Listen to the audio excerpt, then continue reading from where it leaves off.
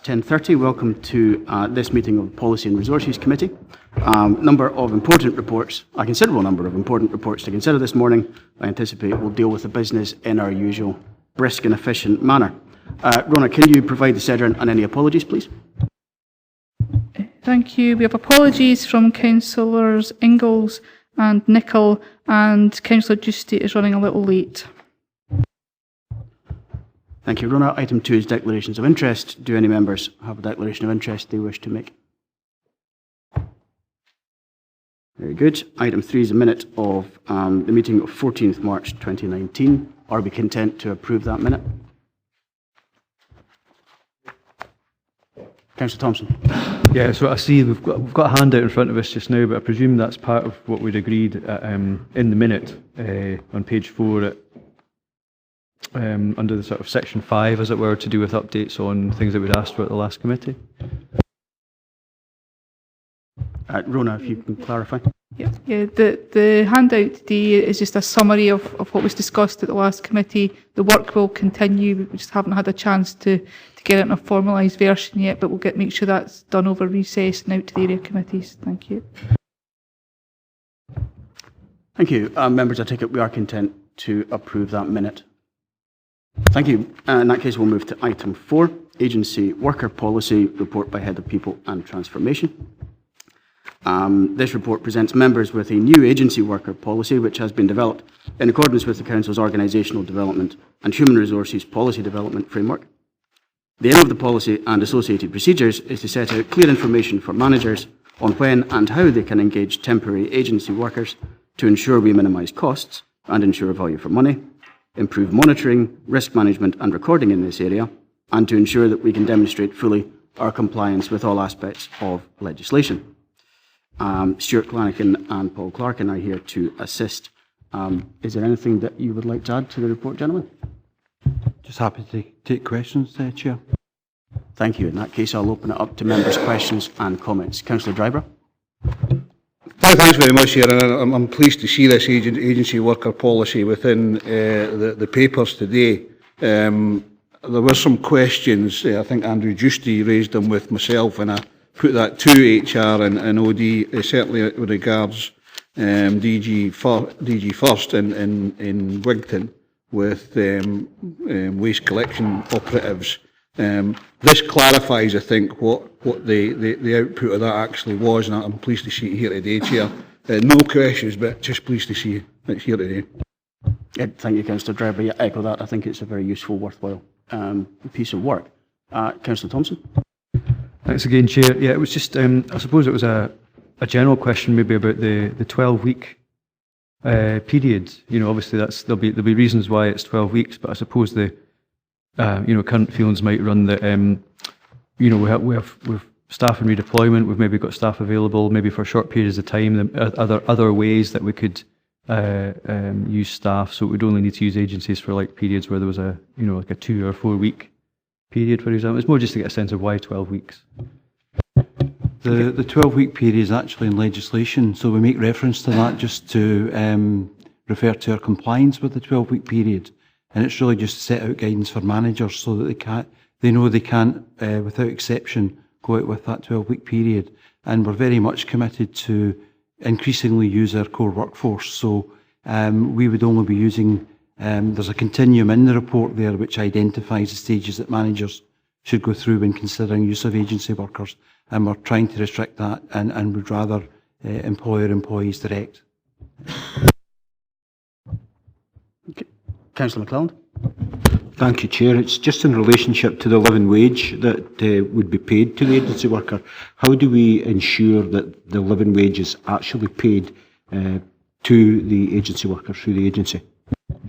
We can actually request that. We can't insist, and generally those within the procurement framework will normally abide by that. But we're unable to insist as things stand, just by legislation, but we do encourage that as part of the process. Councillor Carruthers. Thank you, Chair, and thanks to Councillor Dryburgh for raising the point. I think Councillor Giusti did actually raise that, and obviously he's just clearly in when it comes to the particular issue I think was raised in the west of the region. So maybe just at a put a question and just give Councillor Justy a chance to gather his thoughts together before he comes in.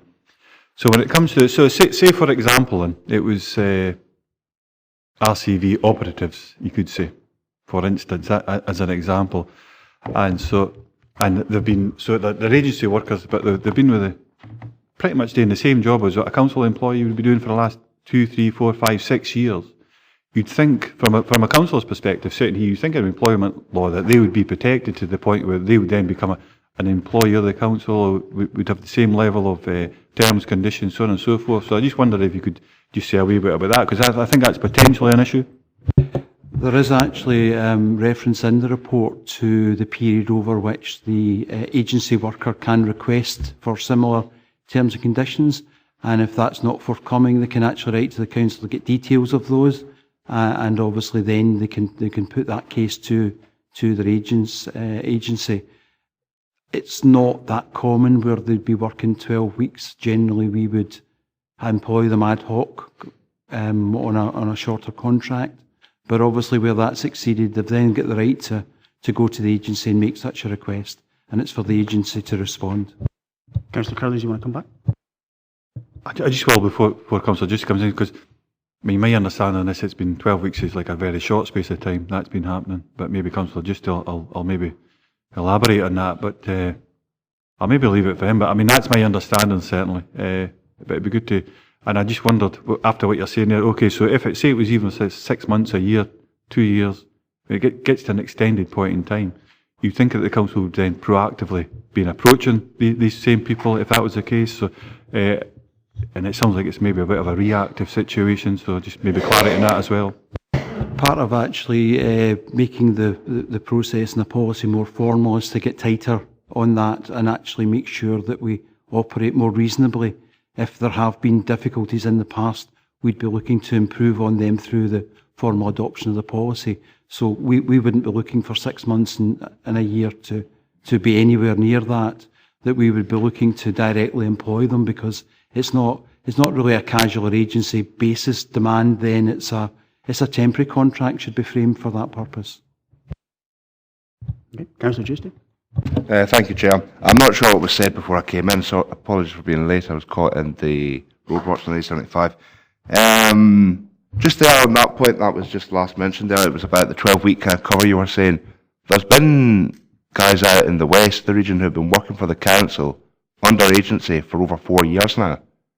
And over the last year, they've been being kicked out, well, not kicked out, but they've been losing their position with no way to even fight it, or no redundancy pay or anything like that. They've not been getting proper holiday pays or etc. They've not been getting the full rights of a full council employee, and I think that's scandalous. Thank you. I mean, at the end of the day, agency workers are not employees of the council, and redundancy payments, etc., would not be a liability that the council would face. I think, as Paul mentioned, I think the framework document is very clear in terms of practice going forward. We want to ensure that beyond that 12-week period, it is the exception rather than the rule. And if there are any areas where we want to look at and closely monitor on the back of the implementation of the policy, then we're happy to do that. Councillor Justy. Chair, while we're giving high-paid officers golden goodbyes, we're kicking out agency staff who've been working on the front line for 4 years. We will note the comment, I think, Councillor Justy. Any other member? Councillor Nicholson. Do we have sight of, the agency workers have a contract for the service contract employment with the agency who finds the work? So do we have sight of that to see if there's anything that we can maybe tighten up with the agency, with the workers themselves? Paul? We're likely to have sight of that, but it would be within the service concerned. But we would be looking to take, with the adoption of the formal process, to take a stronger link to that and look at those kind of issues that have been occurring so far. Councillor Justy, you want to come back in? Thank you, Chair. This isn't anything, I'm not sure this links in with this report, but some of these agency workers are coming to the council. We are having to provide PPE, whereas apparently in the contract with the agency should be providing PPE for these workers. Councillor Auguste is absolutely correct. They should be providing PPE. The agency should. That's their responsibility. Okay, so what happens under those circumstances? It sounds like we're providing it. But recognising that clearly Yeah, it has to be provided in the absolutely. first Yeah. instance, but Yeah. what then thereafter happens, given that you've established it's the agency's responsibility? They should be providing that naturally. It's actually in the policy, so it's one of the areas that if you have particular concerns, we'll look into those. Yeah. Okay, appreciate that. Thank you for that. Councillor Wilson and then Councillor Driver. Oh, apologies.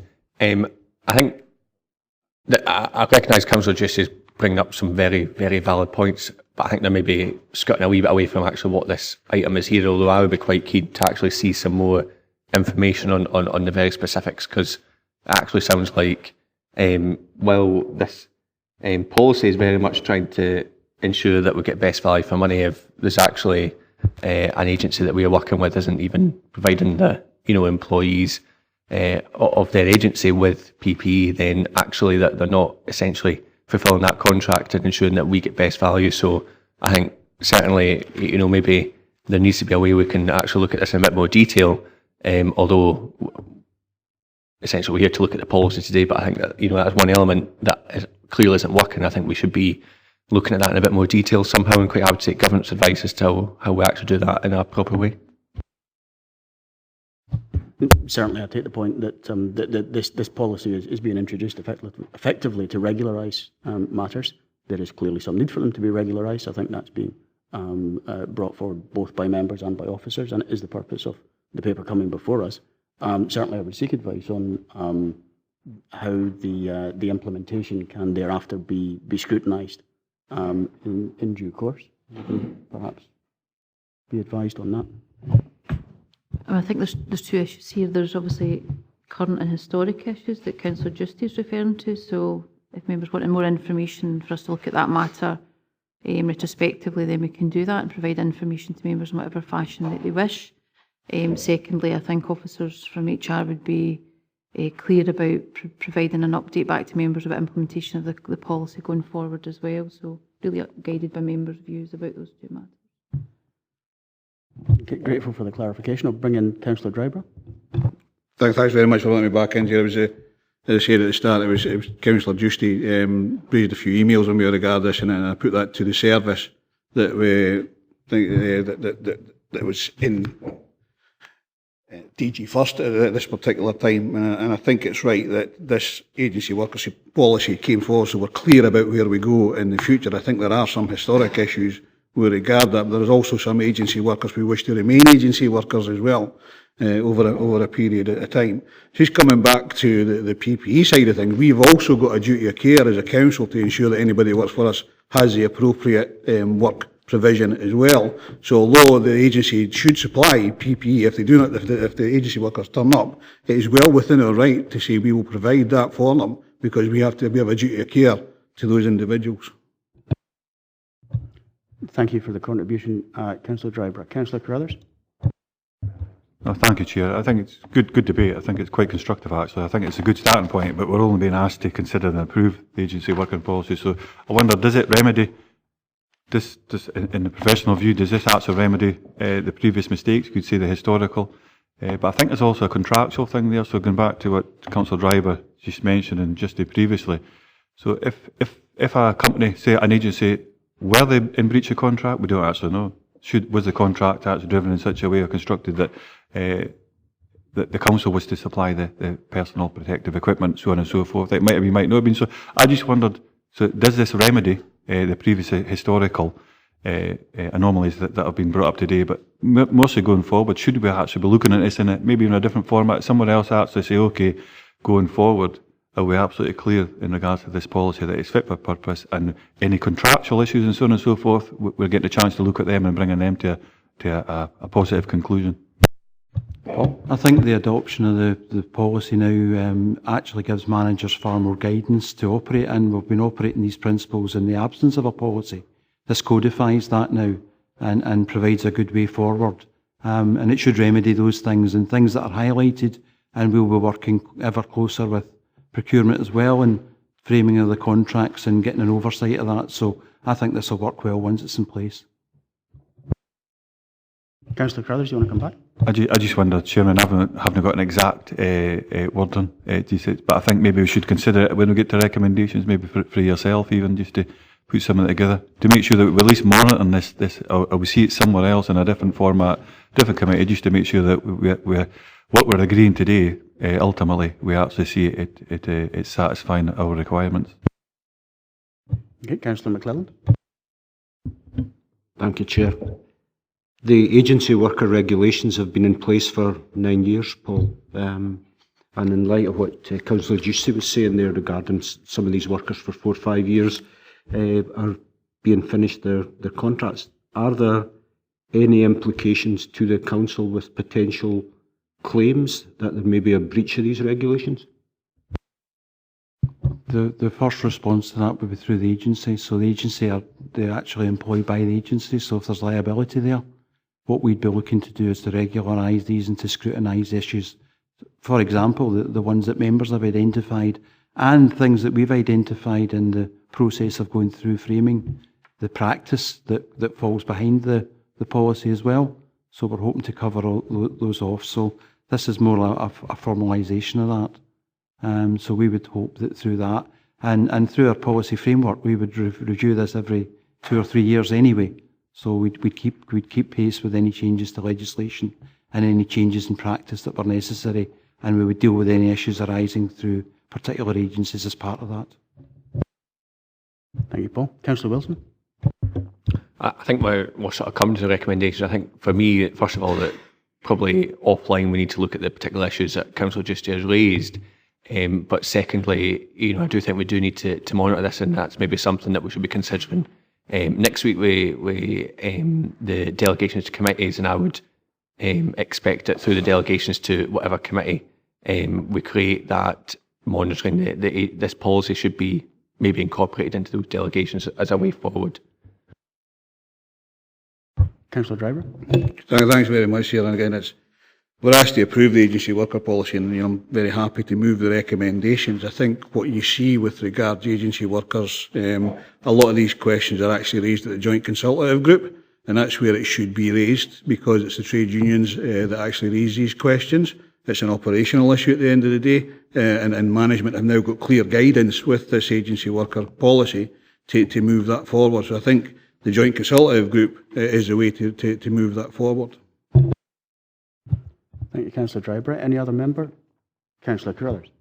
Just as a suggestion, I take on board what Councillor Driver is saying here, but I think if the previous working groups that have been organised, and it does actually become a finance, procurement and transformation committee, if that's the case, I think that would be an appropriate committee, but I think we should refer the second part, the contractual side of this, to the appropriate committee, and if it becomes that committee, but if not, if that's not what's agreed with the council, then it should be the appropriate committee, whatever that is, whatever's agreed. So I do think through if it ends up a type of procurement committee, there's a contractual side to this, what might or might not have been adhering to, we may be absolutely fine, because we haven't seen the actual contract itself, but that level of detail needs to be looked at, I think, just to protect the council's interest.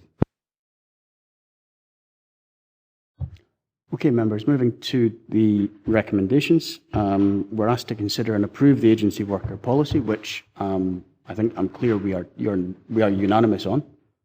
We then have a subsequent question over, I guess best described as monitoring of implementation, and the possibility, I think, that's been highlighted of reports to a future, I guess, successor committee. We cannot presuppose what the outcome of full council is going to be. However, it might be, if members are minded, that we request a report on implementation in, say, 6 months' time to the appropriate successor committee to this council. If members were content to agree with that as a second recommendation. Okay, thank you.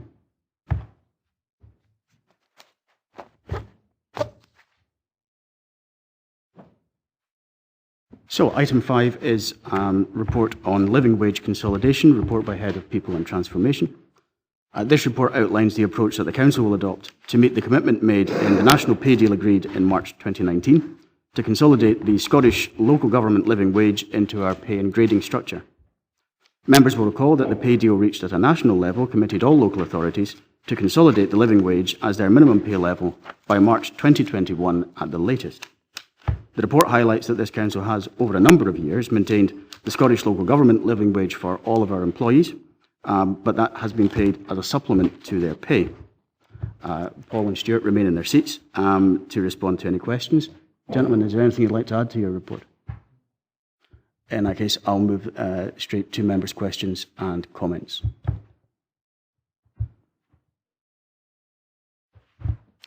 Leader. It's not really a question, it's more just a comment, but I know this is something that the trade unions have been looking for some time, so I'm pleased to see that we are going to implement this. I would echo that and remember those discussions well. I think it is certainly a logical and sensible way of, again, regularising seems to be perhaps a theme for these first two reports, but of regularising the implementation of the living wage in our pay structures. If there isn't any other member, I will move to the recommendations. We are asked to note the commitment in the local government pay deal agreed in March 2019 to fully embed payment of living wage as a minimum hourly rate in our pay and grading structure. Are we content to note that? Note the move to implement this in Dumfries and Galloway Council by April 2020. Content to note that. And agree that a detailed paper outlining proposals and full financial costs is presented to Policy and Resources Committee in September 2019 to enable the Council to meet the commitment in the pay deal. Noting that the final destination for that report may be another committee depending on the outcome of full Council. We're content with that. Thanks very much, gentlemen. Item 6 is the Corporate Revenue Outturn Report 2018-19, report by Head of Finance and Procurement. This report provides members with an overview of the Council's financial performance for the year ending 31st March 2019. The report also provides an overview of performance against budget for each of the Council's services and details year-end balances and earmarked committed amounts. Appendix 1 to the report provides a summary outturn statement which outlines net expenditure against budget for each of the Council's services. This statement highlights that, with the exception of EEI, services have successfully addressed the significant challenges that they have faced during the financial year in terms of containing expenditure within reduced budgets. More detailed information on each service's outturn position will be presented to the relevant service committees, along with information highlighting the key issues for them to consider, and these are summarised within the report before us today. Before I open the debate to members, it is evident that there are concerns over the significant overspending in the former EEI Directorate, which we are advised is primarily due to a deficit on the trunk roads contract. Paragraphs 3.5 to 3.8 in the report provide summary information on this matter in this Council Outturn report, and also indicate that a detailed report will be provided to EEI Committee in July for members' consideration. In light of this position and the concerns I anticipate members from across the Chamber are likely to have on this matter, having discussed this with senior officers, I was advised that an investigation is to be commissioned into the issue, and that more information on that will also feature in the reporting to EEI Committee in early July. I believe, therefore, this committee should pause in deciding whether to allocate budget pressures to the EEI service overspend, pending consideration of matters at EEI Committee, and subject to a request and advice from them following their detailed consideration of the matter. I'll move an amendment to that effect when we get to the recommendations. Gillian and Paul are here to assist with any questions members may have on the report. Is there anything that you would like to add at this point? In that case, we'll move straight to members' questions and comments. Councillor Wilson, you've got my eye first. Thanks very much. I think it's absolutely right that an investigation should be done into what I just think is absolutely ridiculous. We shouldn't be in this position, particularly when none of us want to make cuts.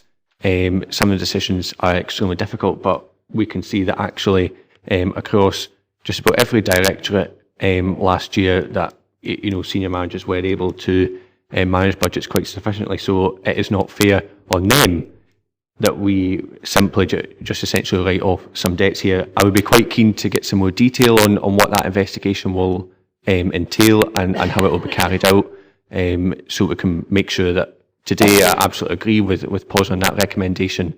as you outlined in your opening remarks, but I think it'd be important to understand exactly what that investigation will entail so that we can be satisfied that it is the right course forward. On the specific point of the investigation, I'll bring Lauren in at this point. Clearly there's a report to go to EI committee and discussions with the Director of Communities around the direction of that investigation, the questions to be asked through that investigation and how it's commissioned will be something that we would advise to members at EI committee and discuss and agree that there.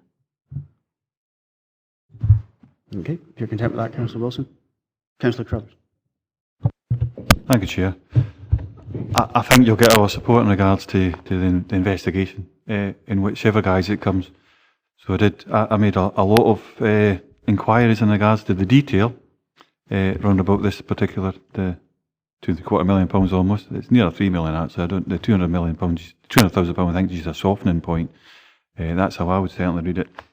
It is quite outstanding actually when you see that level. It's almost like a delayed as well. But I mean, I've got questions out with, so I think, and as far as I'm happy to come back with that if other people are wanting to speak about this particular subject, but I do think if there's whatever level of detail we can get in regards to this today, we should receive that detail. If you didn't want to get any questions, then fair enough. But I do think how much detail we're going to expect at the EI committee, I think we should have a clear understanding what that is, what the expectations are from members. So what does this actually mean? It's not a small amount. But I've got questions on other points, but I think you'll certainly get support for this side of the table, just to say, right, okay, what on earth has gone on here? Nearly £3 million worth of black hole, it looks like. So certainly, I've got other questions on particular things away from that as well, but you'll certainly get our support to defer it and move it to a more appropriate forum. Okay, thank you for that. I will note then to bring you back in, as I anticipate other members may very well want to speak on this particular issue first. Councillor Thompson. Thanks, Chair. Yeah, I mean, I'm very happy that you've introduced that, because I think it makes perfect common sense to actually get the details first, then determine what type of decision you need to make, rather than what was originally proposed this way around in the paper. So, but my question was actually relating to something else on page 45, which is to do with the Social Work Support Fund. So members of Social Work Committee will be aware that we took reports relating to the use or the potential use of the Social Work Support Fund, which we then made a recommendation to Policy and Resources for end of last year to be able to draw down funds, as required, as it were, to sort of address particular issues. Although it's been reported here as there's an opening balance of £1 million and then a closing balance 31st of March this year of £1 million as well. So it was really just to, when will members of social work and the rest of the council be able to see the detail relating to how we've asked for the money, evidently we've maybe not needed to use it, or I don't know if this is a financial way of recording it, but it's really just to understand that and to find out a bit more about it. Paul, do you want to take that one? Yep, thank you. There were pressures identified against social work services early in the financial year, and as a result of that, SIPL committee requested that this committee allow access to the £1 million Social Work Support Fund. However, we worked with the service throughout the remainder of the financial year. Social work were able to reduce the level of overspending or pressure, not quite within budget, but to significantly below what had previously been anticipated. But also across the wider SIPL service, and as reflected at paragraph 3.9 in this report, through a range of measures, including release of some of their service reserves, tight spending controls, and the acceleration of some agreed savings from the current financial year, across the whole SIPL service, we're able to maintain expenditure within the agreed budget level. So there was not a need at the end of the year to draw down from the Social Work Support Fund. Councillor Thompson, you want to come back? Thank you. No, that's helpful. And so that means effectively that Social Work Support Fund remains intact as we speak just now. Okay. That's right, yes. Thank you. Thank you. Councillor Brodie? Thanks, Chair. I think it's quite incredible that we're just learning now about this £3 million, near £3 million black hole in our finances. So I think we need a full report, as you've indicated, because there's all sorts of rumours going about what's happened there. So we need the truth of how this has occurred. I've got another question on this. We're going to pay for this deficit through various reserves and money set aside.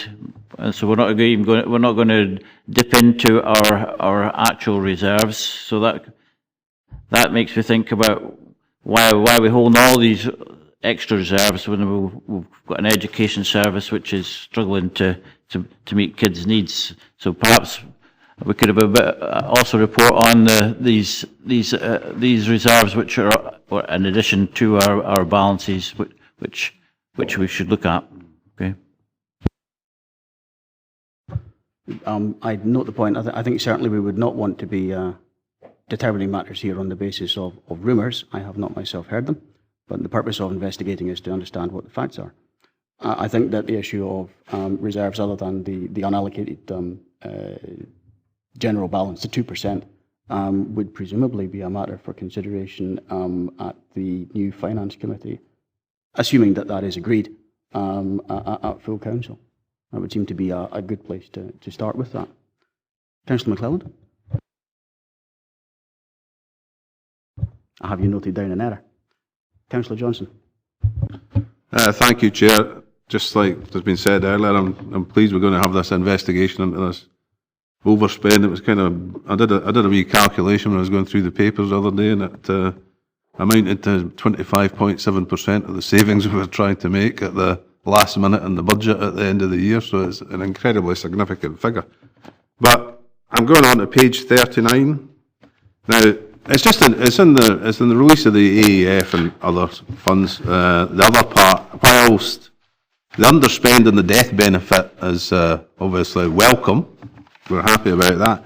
I was curious about the apprenticeship levy. Does this refer to a limited number of apprentices, or is it some other change that I need to know? Because one of our big issues in D&G is keeping young people in the area. So if we're having a bit of a lack of apprentices, I would be kind of surprised if that was the case.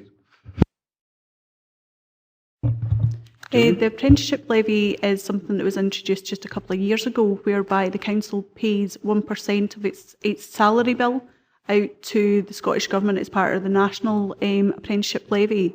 So we'd estimated at the time how much it would be, how much we would need to set aside in terms of that.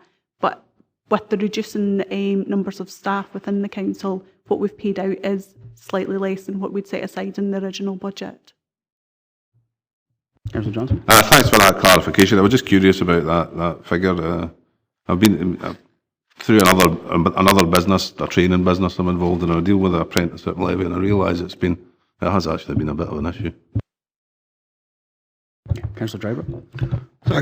Thanks very much, Chair, and I'm pleased that an investigation is going to take place on the trunk roads. I'm also pleased that we're no longer involved in the trunk roads because of the actual deficit. But I want to come to 3.6, if I can, in the report, and it says that an initial analysis of the trunk road deficit has highlighted that the main issue cause of the deficit relates to income that had been accrued but is no longer recoverable.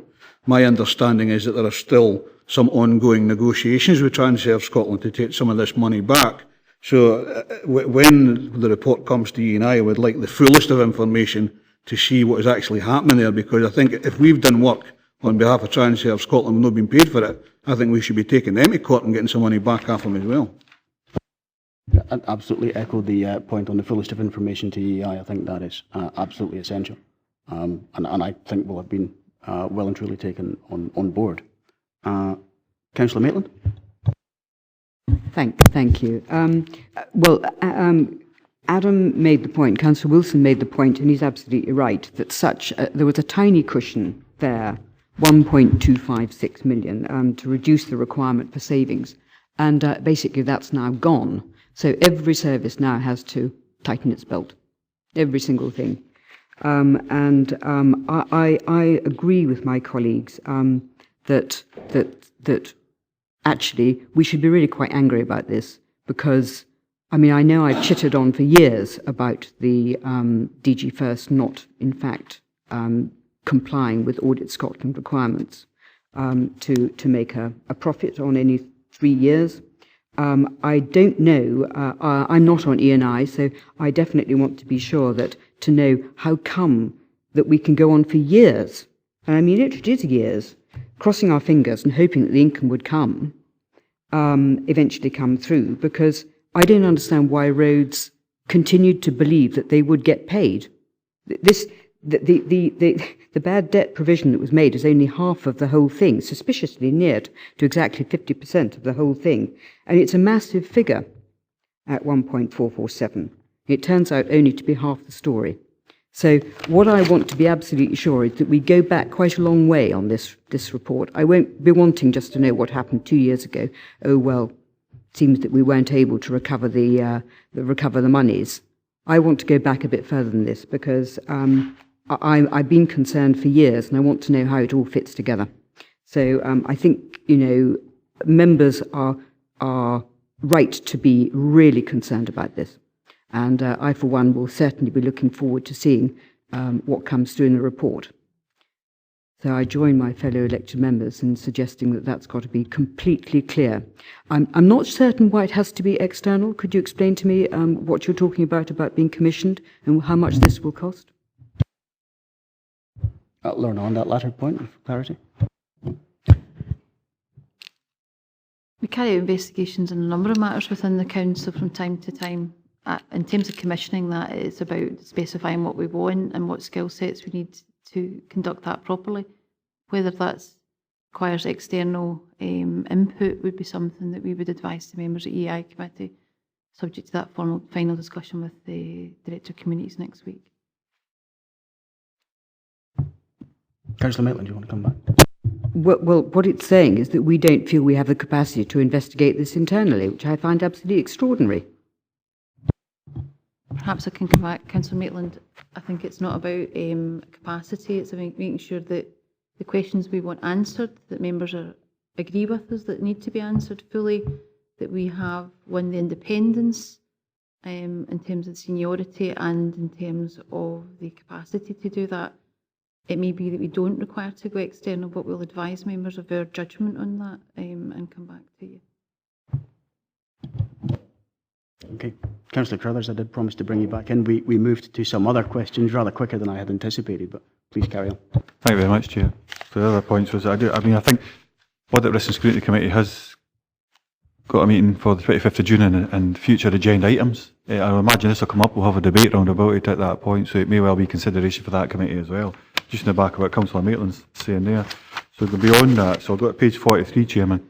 Just to try and understand, because of what's happened in the recent past, so this is probably straight for Paul or Gillian, just depending, but so from memory, at budget day, we had about a £1.245 million in the change fund, and we had a special meeting of the full council on 7th of May, and we were told at that point it's actually been exhausted, there was nothing left, and I think it was Community Initiatives Enabling Fund, actually, there was a couple of motions put for a motion amendment, and we used that fund as an option.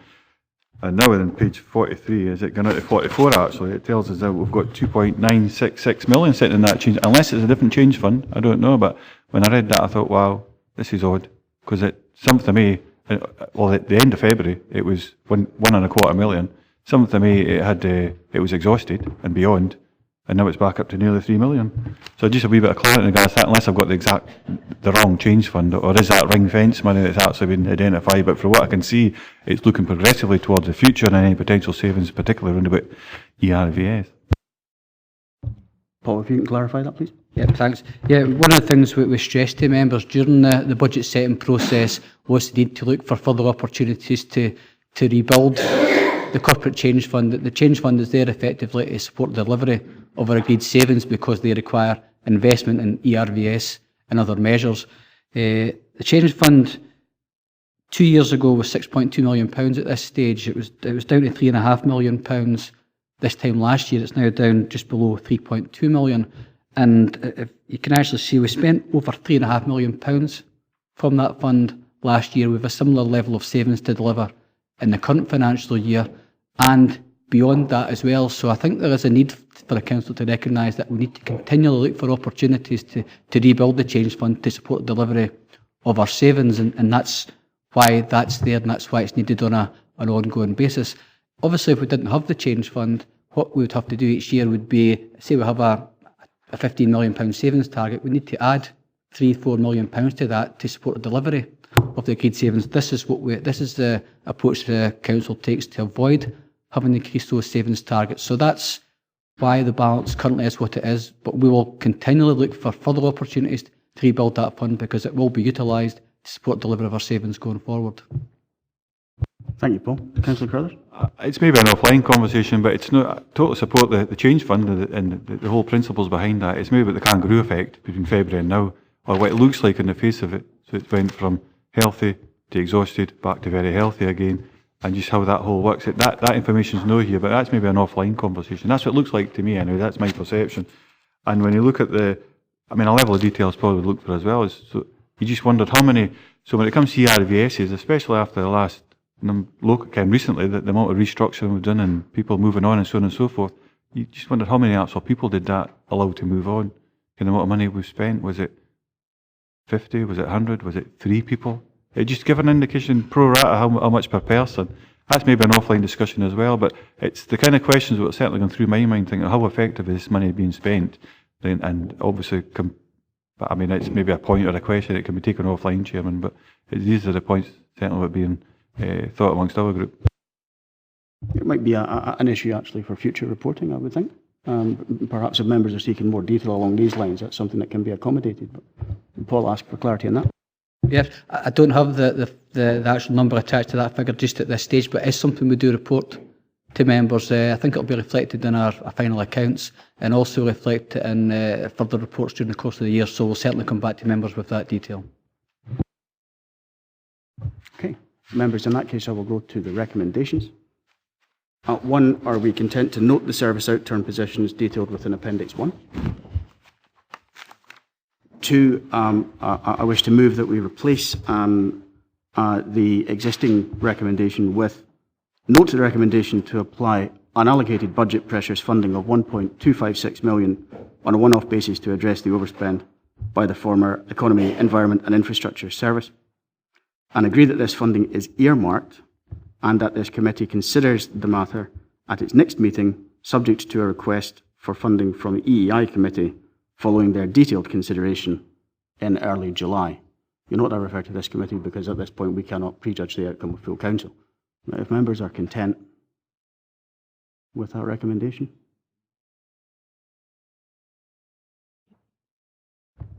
Councillor Carruthers? Sorry, Chairman, I was distracted at the beginning, so I missed the very beginning, but did you mention investigation there as well?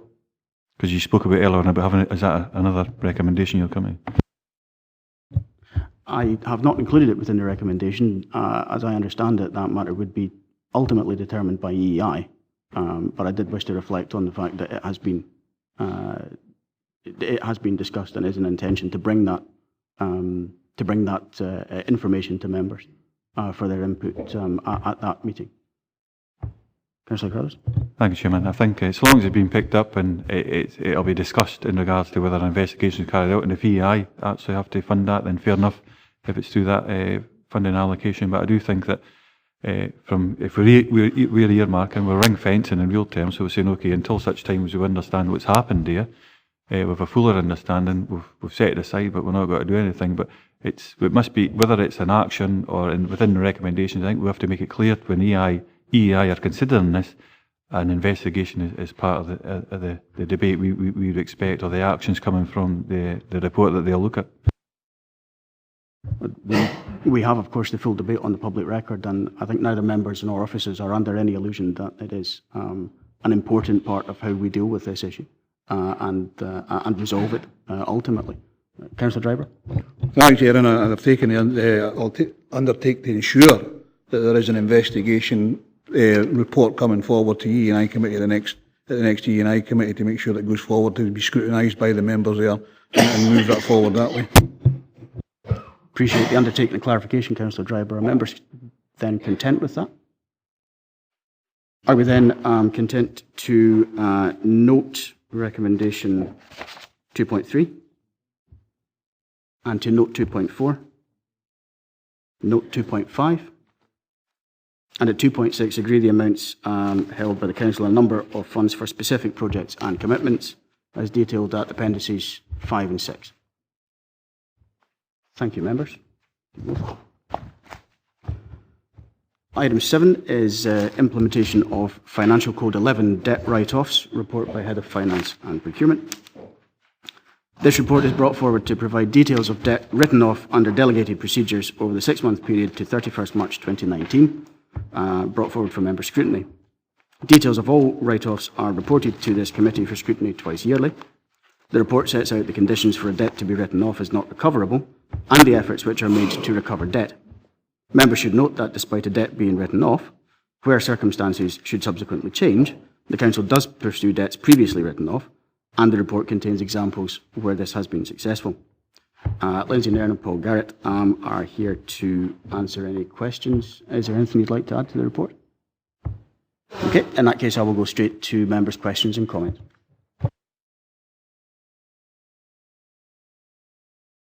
I know better than to pause too long. In that case, members, we will go straight to the recommendations. Are we content to note 2.1, note 2.2, and note 2.3? Thank you, members. Thank you very much, gentlemen. Item 8 is the Corporate Services Revenue Monitoring Outturn Report 2018-19, report by Director of Economy and Resources. This report provides members with the final outturn information in relation to the corporate services budget for 2018-19. The corporate services outturn returns an underspend of 183,000. Appendix 1 to the report provides a detailed analysis of the budget outturn position. This reflects a positive result for the service, given the continuing financial pressures facing the service and indeed the whole council. The extent of savings applied and also reflects an improved position to that previously reported to this committee. So we have the Director and Paul to answer any questions. Is there anything you would like to add? Okay, I'll open it up to members. Councillor Driver. Thanks very much, Chair. It's just a point of clarification on 3.6. Although finance are showing a slight over budget, this can be also be attributed to the timing delay on ERVS saving. This saving has been achieved on a recurring basis, however, full stop.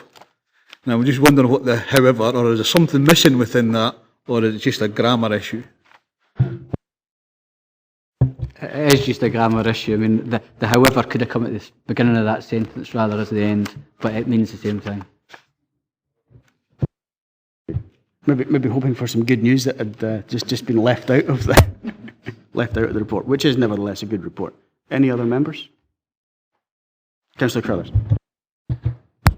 Hopefully I've not missed these in the reports, but I see in Appendix 1, page 67, there's a £1.4 million nearly environment there from ODHR and assets. What's the detail on that? Maybe I looked right through the report, it wasn't obvious to me. Because that's as a starter, Chairman. I've got 2 or 3 questions but maybe if that's 1.388, I think, to be exact. Okay, we'll take that one first. The £1.5 million of that is repairs and maintenance recharges across the council. So the repairs and maintenance function sits within ODE and HR, and then the costs associated with those are then recharged out across all the services depending on their usage during the year. Actually, that's fine. Councillor Crothers, you have further questions? No, that's it, thanks. Okay, in that case, members, will go to the recommendations. Can we note 2.1? Note 2.2? Note 2.3? And at 2.4, agree the transfer of 183,000 to service reserves to support the identified initiatives and commitments detailed at Appendix 1. Thank you. Thank you both. Item 9 is the Director's end-of-year assessment of Corporate Services Business Plan Performance 2018-19 report by Director of Economy and Resources. This report provides elected members with the Director's assessment of the end-of-year progress for 2018-19 on the delivery of the 2018 to 2023 business plan for the Corporate Services Directorate. The report also includes more detailed information on the Director Risk Register and health and safety performance. The Corporate Services Business Plan contains a total of 35 key performance measures. Appendix 1 shows how we are performing against the objectives set out in our plan. The format of the report also reflects members' requests for trend information and benchmarking data, as well as sources. Exception reports at Appendix 2 provide further detail where targets have not been met and set out the action being taken to bring performance back on track. We also have council-wide information on certain key measures of performance. These are the areas this committee agreed to receive regular reports on. The detailed information on any particular directorate is reported at the relevant service committee, but we have the benefit of seeing the consolidated picture and comparative information for the whole council for 2018-19. The director and senior officers are here to assist with any questions members may have on the report. Is there anything that anyone would wish to add at this point? Okay, we'll move straight to members' questions. Councillor Driver. Yeah, thanks very much. I think there is some really good news in this, and I look at on the Appendix 1, for instance, where percentage of contract spend with local suppliers is 29.91% of the actual contract spend, and that's local people getting local jobs, making sure that we're keeping local companies in business. There is, however, the annual one that comes up, or the 6 monthly one that comes up about our own staff with regards, you know, the annual appraisals that they should be getting, and this again comes forward to me with a real concern that our staff need to know how they're doing, what they're doing it for as part of that APR process. We have had in several occasions the reasoning that this is so low is because of time, and there was in fact a smarter way of doing it in ADR. I'm just wondering where we are with that, because this has been too low for far too long, and we need to get moving on this to tell our members of staff exactly what's going on. Thank you for the comments. I had one for you, Mr. Clarkin, I think. The solution to revise and to do this more electronically is within a whisper of being completed, and we're working with BTS to finalise that. And the council split in two halves. There's half of the council who are able to fulfil their managerial responsibilities, and half who are not as up with the pace. So the current system is capable of being, it's sitting down once a year with your employee and just talking through what the expectations are and carrying that forward. It can't always be blamed on the system, so there's probably needing to be some extra encouragement round about the system changes we're proposing to make, and I think it's absolutely critical that staff should receive at least an annual appraisal. Absolutely agree with members' concerns on this. Councillor Driver, you want to come back? Yeah, it's just over the last sort of couple of years that it's been down low, and I haven't really seen an improvement in the figures, a massive improvement. Maybe it's a couple of percentage points. But again, I'll come back to, we need to inform our staff exactly what's going on with the council, and that's part of the APR process. So I am hoping at the next six monthly report that we will see a massive improvement in this, and I would encourage managers to actually get this done, because there are times when we talk to staff, they don't know where the council's heading, and maybe that's because, you know, they're quite stressed or whatever.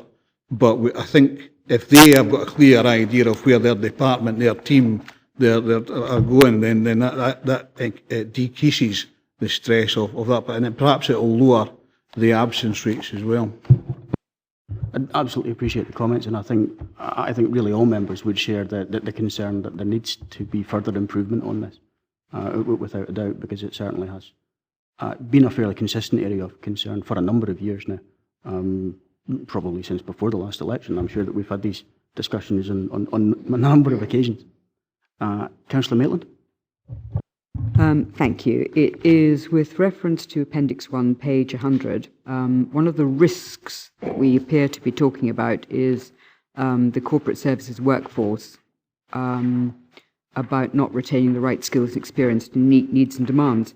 Can I ask whether or not we are actually managing to up our game as far as the graduate employment scheme, because it's been underused? And according to page 71, it seems to have been underused. We've got £81,000 carried forward, which is basically half of the allocation. And I'm curious to know why we're not actually using that. If if there's a risk here about not using the graduate scheme. So I just hope that we're able to say that we're moving that faster than it indicated in the previous report. Lauren, I'll bring you in for that one, please. I think in terms of the risk register, Councillor Maitland, one of the biggest issues we have is around certain very specialist skills. A good example of that is around procurement skills. There's a real national drain on that. They're drawn to the central belt. So recruiting people with the qualifications and experience we need is a challenge, and our focus around procurement, around surveyors, the assessors department, around finance and qualified accountants has been to grow our own. We need to do that. Going out to sort of national recruitment doesn't work for us generally in terms of recruitment. So there's a varying number of schemes within corporate services, as was, to grow our own, recruiting people to get access to degree qualification as surveyors, putting people through the professional accounting qualifications, training people through the nationally recognised procurement qualifications, indeed HR, trainee HR officers going through their degree. That's a feature of our approach. That takes some time, and we're always keen to make sure that we can upskill staff, gain qualifications as well, and their commitment to us has been exemplar, I think, in terms of the staff that we've been able to gain and the experience we've been able to gain there. But it remains a risk. We are at the vagaries of even local employers who see our very well qualified staff, well trained staff, and that's part of the employment market. So it is a continuing risk for us, and that's how it's described there. In terms of the graduate scheme, that's an experiential scheme, which is for 9 months. So we have been very, I suppose, benefited greatly from that scheme, because it's gave young people or graduates a taste of the council in a sense, and they've went on to, in some cases, secure employment for those traineeships that we have, where they become available through procurement, finance and other things. So that's been a successful taster for them, taster for us, and it continues to be a success. But it's not a long-term solution in itself to employment, but it gives us a chance to bring those graduates in to fill those hard-to-reach and difficult posts that we have. Councillor Milton, do you want to come back? If you permit me, yes, I absolutely, I get all that, but we just haven't been using the money. Because if you look at page 71, it looks as if we've underspent. So all I'm really asking is the provision going to be used up? Because it was policy development allocation, and I just want to be sure that we're actually using it. Yeah, Laura? Councillor Maitland, that balance has been growing up, I think, over 8 years of the graduate scheme. So it's a small amount each year, depending on the extent of the scheme, the salaries, the training we provide to them. So it's built up over that period. So it's not that we've not been using it, it's just built up, and we intend to use it this year and to seek further graduates this year using that fully. Okay. Thank you for that. Councillor McClelland? Thank you very much, Chair. I've got 3 points. The first one relates to Councillor Drybrough and the PDRs. And what Paul said there, 50% of the council aren't doing this work. As we go through transformation, it's absolutely crucial that our employees feel as if they're involved. And if we're not going to involve and motivate, we're really on a non-starter. So for the last 2 years, I've seen continual red against PDRs, and that does nothing but lessen the value of how an employee feels. So I think that we really do have to make that effort, and we should expect to see that improving. It's went on far too long, and it's just been accepted. That's wrong. It has to change. The second point, it also relates to EAI. We've just spoken in a previous item there about the approximately 3 million. When you look through this report, consistently there's red dots against EAI, and I think that's something that has to be addressed as well. And I would expect, and I think we should all expect, to see a significant improvement across these reports. These red dots have appeared for EAI again for the last 2 years. That needs to change. My third comment, it specifically relates to the agile working at 3.12.13 on page 76, and I think it's page, if I can see the number, page 88. the number of the progress for that improvement project, the mobile and agile working, we're 55% through. My question specifically is, what percentage of staff are we talking about? What are the numbers? And how are we measuring the effectiveness of this agile working? From personal experience, when I've tried to contact people that are in agile working, you quite often have to wait on an email response. They're not at the end of the phone. So it's what percentage of our staff are on agile working, and how are we measuring effectiveness? Paul, on the agile working point, if that's one for you. There's quite a high percentage of staff who are able to work agile, and we would obviously, if the perception is that members are not getting access to staff, then we need to clearly reiterate that staff need to be available on the end of a telephone for members' access. So it's something that we would do as a matter of practice, if that's a concern. And clearly, there are less staff now, but that's not the only issue that we have to tackle on this. So we perhaps need to reiterate the fact that they should have a number where they can be contacted, or someone who can contact them and advise them that members are looking for a response on things. I'm happy to follow that through. Not overlooking your first 2 points, but I think we want to return to these when we come to the recommendations. Councillor Carruthers. Thank you, Chairman. Just a wee comment on the last one. It's no perception, not being able to access staff. It's a fact. I think it's no real perception, Paul. But number of points, maybe. So going back to Councillor Roy, I mentioned earlier, but the number of contracts awarded, it is great, 255, but 275 was a target. But I still think we're absolutely on track. We could even use that as a baseline. But you go to the actual page 107, and we've got a report there, an exception report.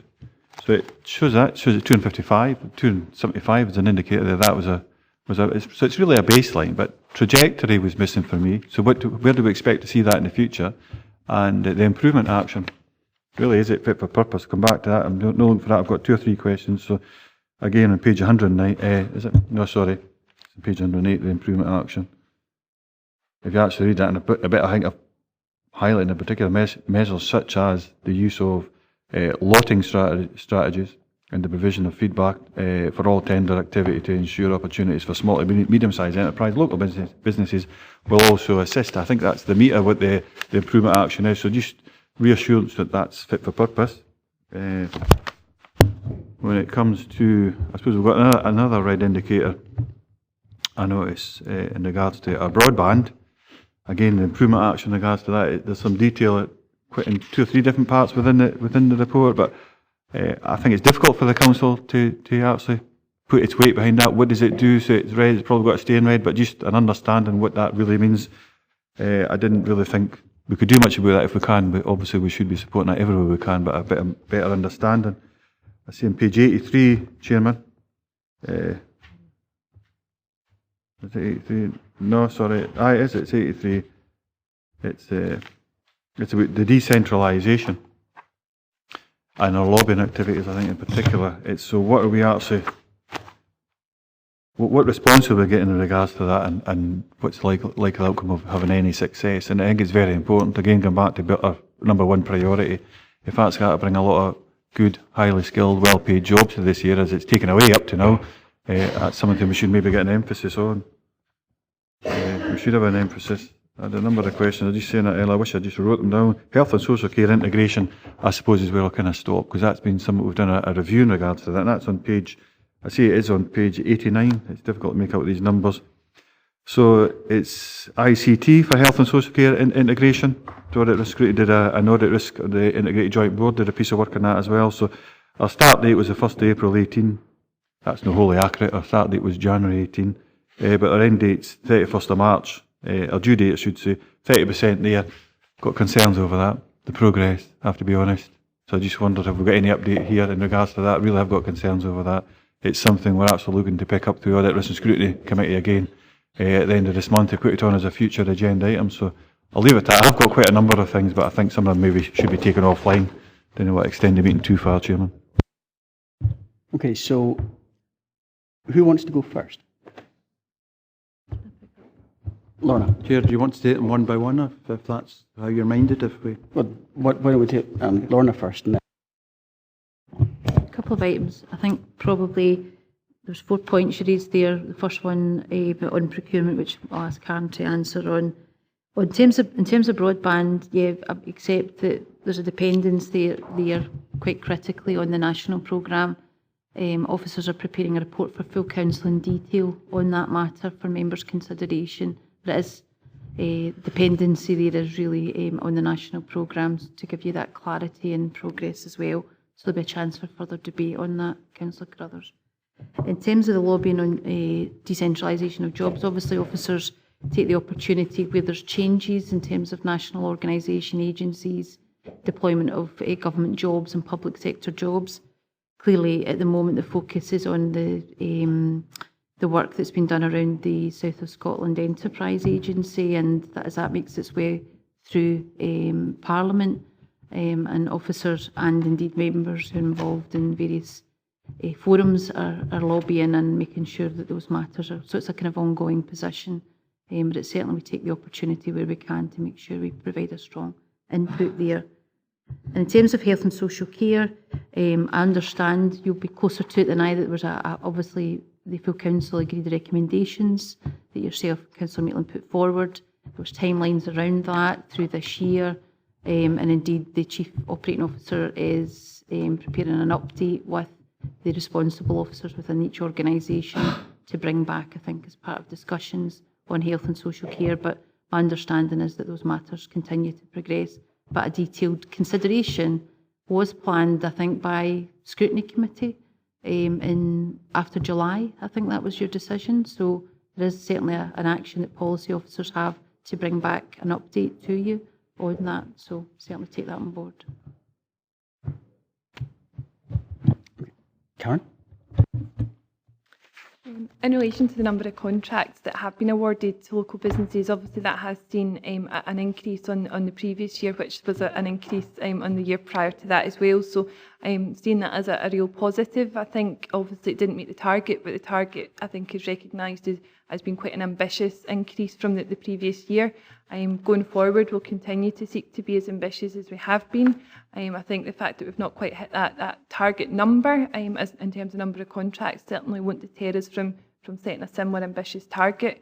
Overall, that represented 68% of all the contracts that were awarded last financial year. So the not meeting the 275 figure has actually been as a consequence of the volume of contracts has actually been less than initially anticipated while setting the targets at the beginning of last financial year. So going forward in terms of setting of the targets for this year, my intention would be to set proposed targets that would increase the overall percentage from the 68% that was achieved this year and apply that percentage to the forecast number of contracts to be awarded throughout this financial year. So I've just got the kind of work plan finalised over the last few weeks, and so I'm currently preparing an annual report which will include recommendations there as well in terms of a proposed target for going forward.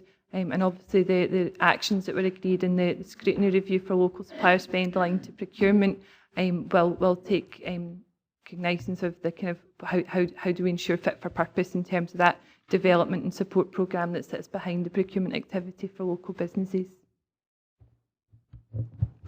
Councillor Carruthers, you want to come back on that point? Please, thank you, Chair. So just on the last point, and I suppose as we do in our everyday activities as council, we talk to different businesses, different people, all walks of life. So when it comes to procurement, so as part of the scrutiny review, one of the things we focused on was obviously building local economy, keeping things local as best we could. And as part of the framework or the criteria that was set up, we expected some kind of 5% possibly advantage in regards to local companies.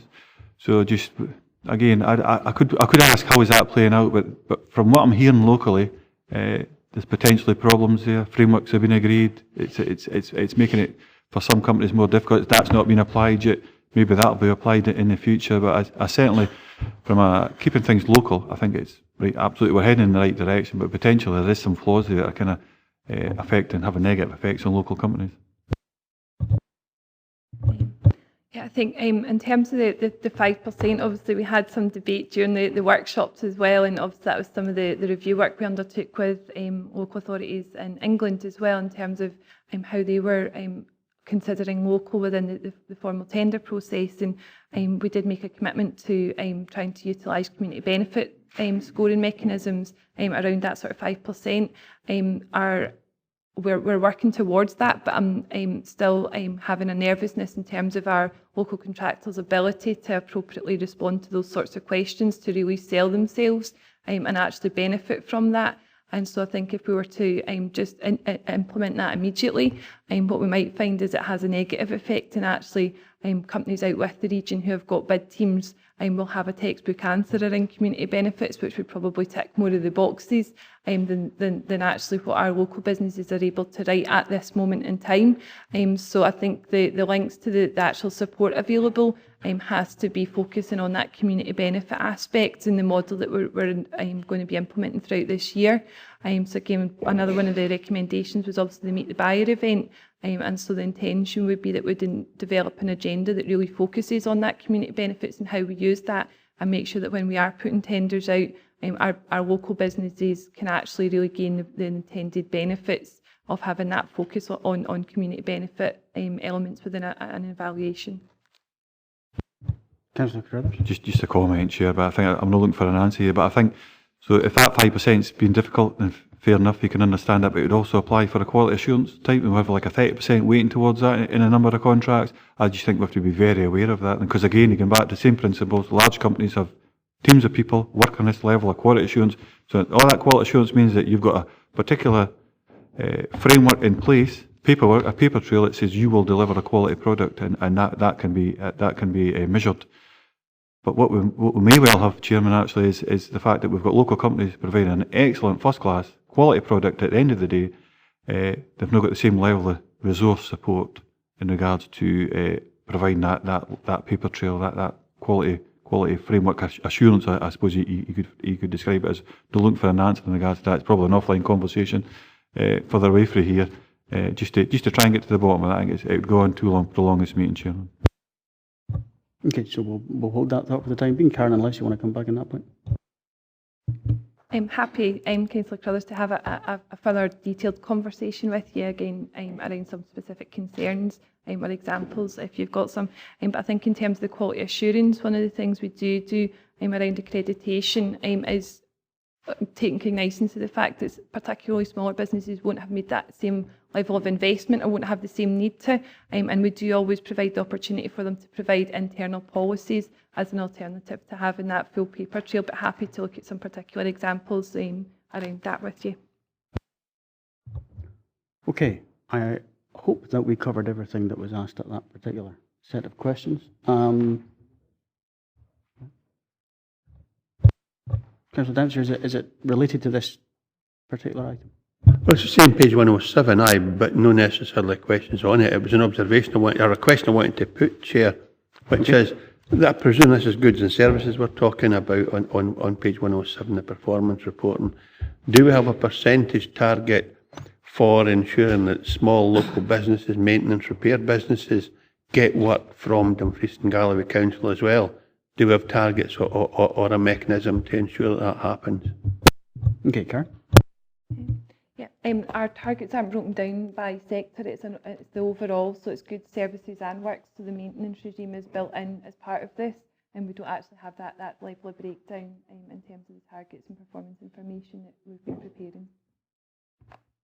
In the back of that, Chair, how do we know we're successful if we don't have a percentage or a target to achieve it? I think obviously the maintenance and repairs is a significant element, and obviously the value of that spend has a significant influence around that, so obviously that's reflected in the overall position that we report corporately. Thank you. Okay, Leader. Thanks. I was a bit, I suppose, concerned to note that there's a red mark against the implementation of the purchase to pay transformation project on page 113, and that it was only standing at 40%. Now, I'm just sort of concerned because it seemed to be a good project, which was not only improving the efficiency of our processes, but also in improving our payment performance to other companies which we're purchasing goods and services from. But I'd also note that the reason for that seems to have been that the pace of the project was slower than planned due to competing demands. And I think this is something we need to bear in mind for transformation, is that its implementation can be slowed down. So I just wondered, is that I'm getting the impression from the actions being taken to complete the project, that it was actually about having enough people to actually implement the project. Would I be correct in that? Karen? Yeah, I think absolutely that's a significant element to that, and obviously we've taken measures since then to secure temporary resource through some transformation programme, and so that's been resolved actually this week. We have still made significant progress, particularly around some of the process redesign, and another factor is also the resourcing from an external system provider as well. So what we've tried to do is streamline and make more efficient our process and undertake that process redesign, so that once we've got the new system, things will happen at a much quicker pace. So I think a lot of the preliminary groundwork has still been undertaken, but in terms of reflecting that as a percentage, then that proves quite challenging until we move into this next phase where we're actually moving forward with system implementation and the full application of that process redesign. So I would hope that with the dedicated resource project team that's now been allocated for delivery, that we'll see a move at pace to improve that. Councillor Thompson? Yeah, it was actually very much on the same point. I think there was in the December reporting of this same thing, this sat at 32% and was a green flag in terms of the P2P transformation project. So evidently between that time, December, and now effectively, it's got to 40% and suddenly it's red. So I'm just thinking it would seem that something has obviously happened in the intervening period where there's been a competing resources, for example. But I was just wondering, are there knock-on effects to that? So, for example, we're slightly under target for our paying our invoices within 30 days, for example. So we're aiming for 94, we're at about 91 point something. This does have an impact on other things because a lot of it's about rationalising and streamlining our sort of purchasing systems, etc. So did something happen, because it looks that way? You know, there was no sort of heads up about this. It all looked swimmingly sort of before. And obviously the measures you've got in place do seem to be addressing that, as you've given in your last answer. But is there any more detail around that? Karen? Yeah, I don't think there's not been a particular incident or issue that's occurred. I think obviously the fact that it was previously reporting in green, that we've assumed a continual pace of progress. And over the last quarter, there has been a slow of that. There have been some internal resourcing issues over that time within finance and procurement that are being reflected in other areas as well to actually just provide that support. And that's particularly why we've focused on having that dedicated project team to overcome that. So we've not got that wider reliance on the kind of business as usual staff within finance and procurement. Because obviously where we've got smaller teams, where we have got absence or a capacity gap over a short period of time, that can have a very quick consequence on things such as the project that we're seeing in the performance figures just now. So I think obviously the measures that have been put in place in terms of having that dedicated resource to really progress this and moving forward now with implementation of the system should hopefully see us start to pick up again on that pace of delivery to address the performance concerns we've got as well in terms of how quickly we are in fact paying our suppliers. So should we see a sort of almost immediate improvement as that kicks in, that actually we'll be hitting 94% in terms of 30 days payment of invoices as systems start getting embedded? Yeah, that's absolutely the intention of it. I would expect to be comfortably addressing the percentage figures once we've got the new processes and the new system in place, and that will bring about a lot of automation as well. So we should be able to exceed the 30-day payment terms and be paying people quicker than that as well, where it's appropriate for us to do so. Councillor Wilson? Thanks, Chair. I don't want to labour the point about, I think we've had quite a good discussion about the sort of spend with local suppliers, but I think certainly what isn't reflected in the papers is that there are some directorates who have done much better than others and actually going out and speaking to local suppliers, and we should put that on record. And unfortunately, in some cases where services have actually went and actively tried to seek a local supplier, in many cases there isn't just those local suppliers who have the capacity to meet the requirements of our spend. So I think that the work that's been undertaken is really important. I welcome that.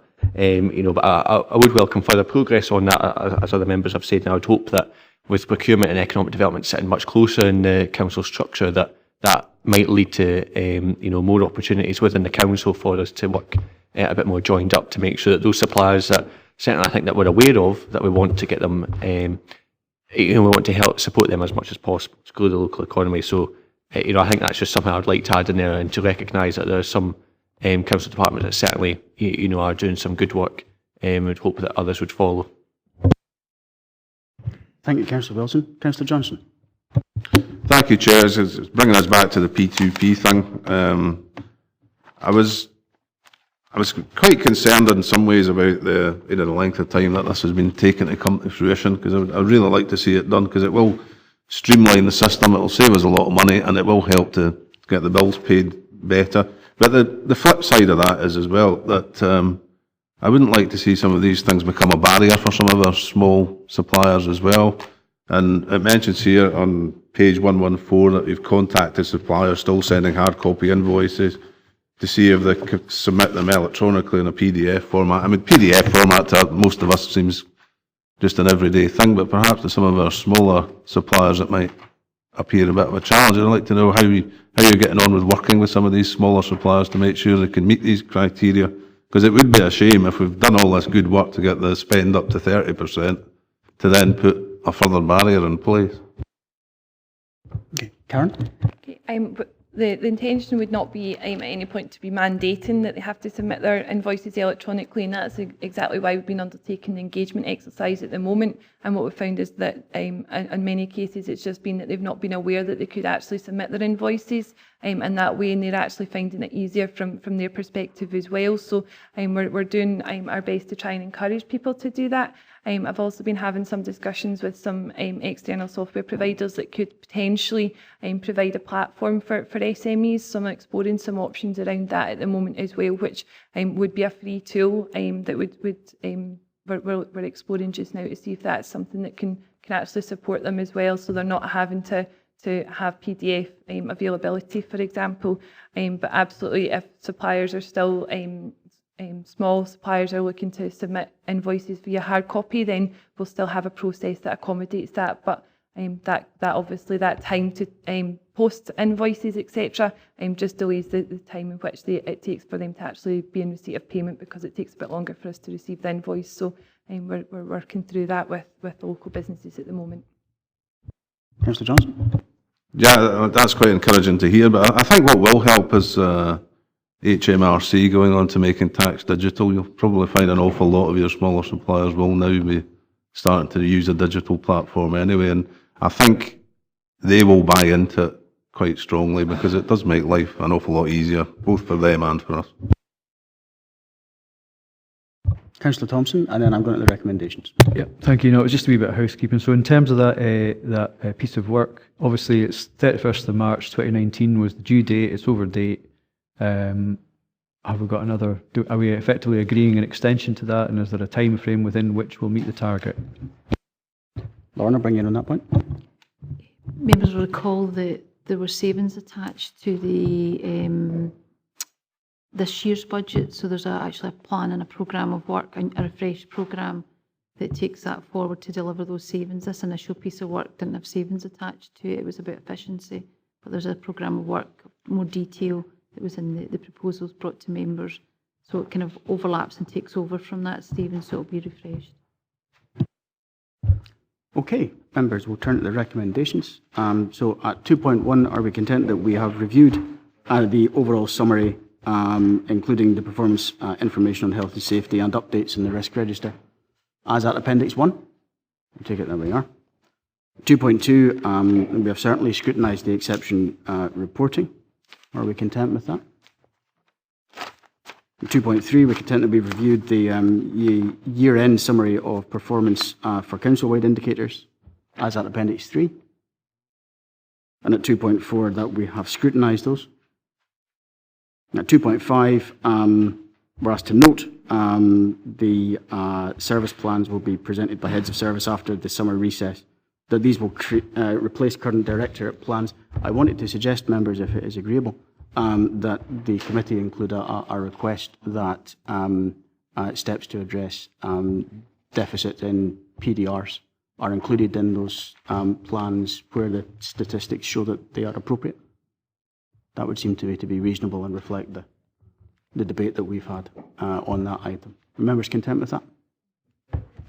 Thank you very much. We'll move to item 10. Thank you all.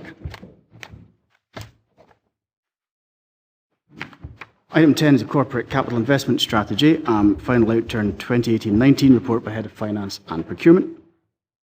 This report provides members with details of the financial outturn position across the Council's capital investment strategy for the financial year 2018-19. The report also provides details of the outturn positions on those asset classes which report to this committee, that is property, buildings, brackets other, and ICT business systems.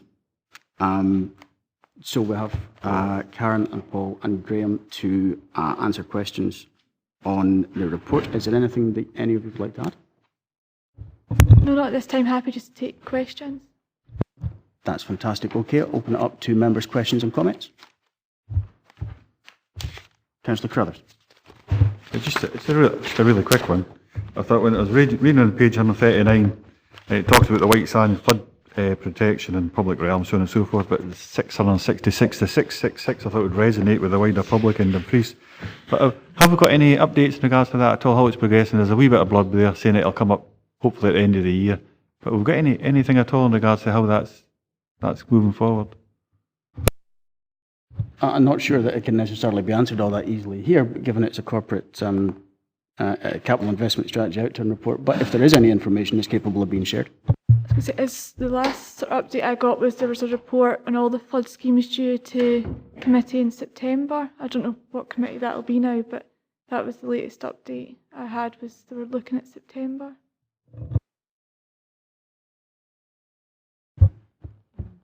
Lorna.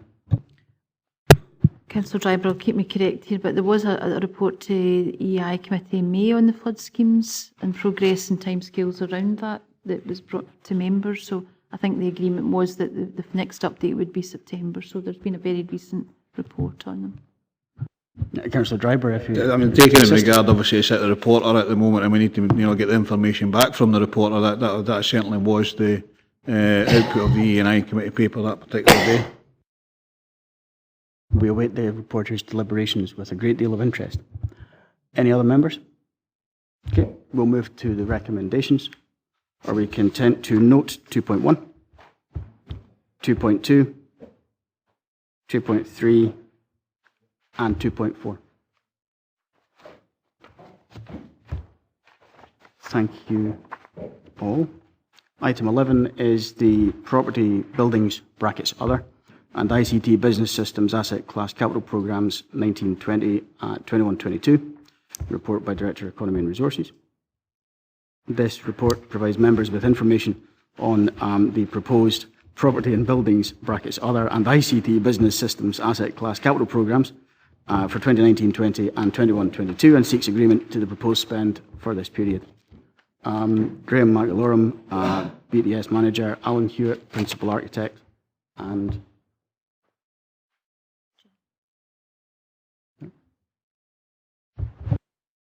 perhaps you could introduce yourself for the committee. So I'm Jennifer Smithers for Property and Architects, but I'm on item 12, sorry, I'm just... Oh, you're on item 12, okay, well, by all means stay put. We'll try not to direct any questions to you on this particular item in that case. So, is there anything that either of you gentlemen would like to add to your report?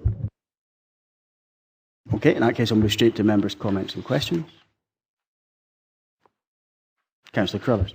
Just a really quick one, 3.5, just the detail around about the Newington project. It's no a lot of detail there, just could that be expanded on?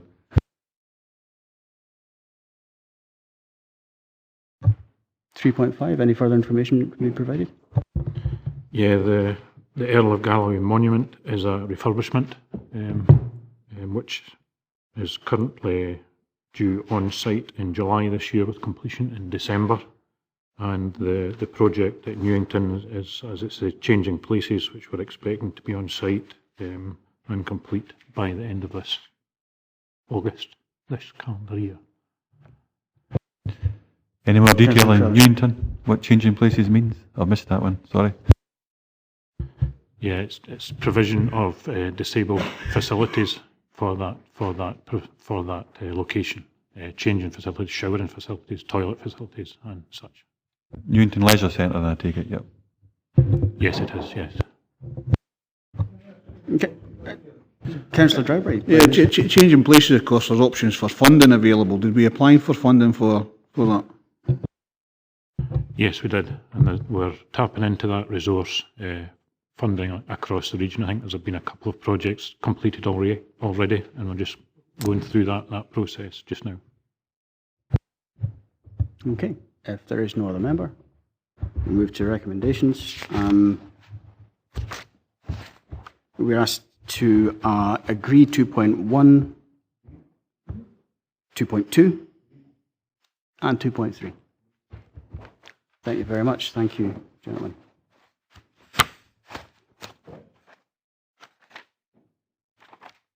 So item 12 is the surplus property report by Head of Economy and Development.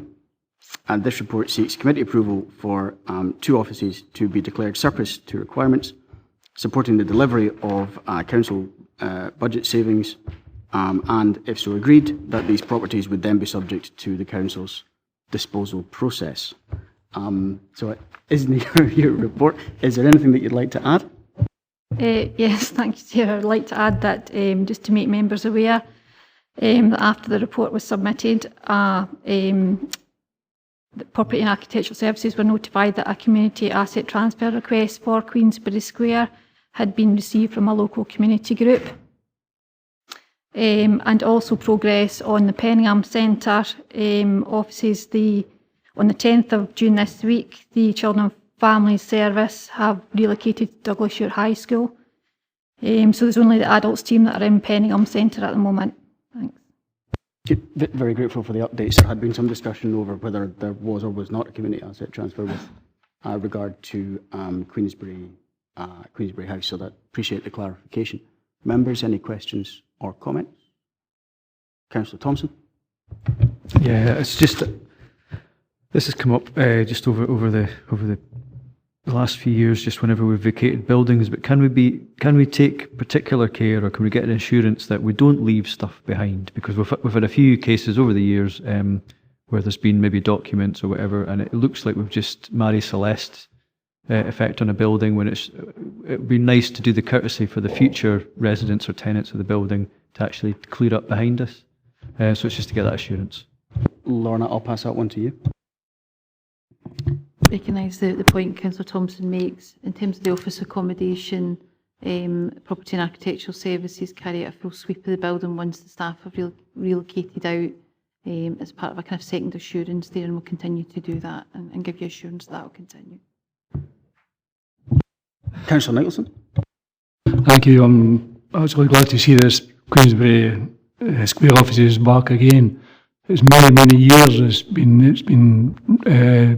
made surplus, then it's came back in, and we're doing this rationalisation of offices and working in buildings, and one of the reasons that it came back into being and back into use was because office staff then vacated other buildings, then went into that. Are we sure all the offices that were then vacating we're going to have room for people to move into and not have to rent a place like we did up in Crichton many years ago?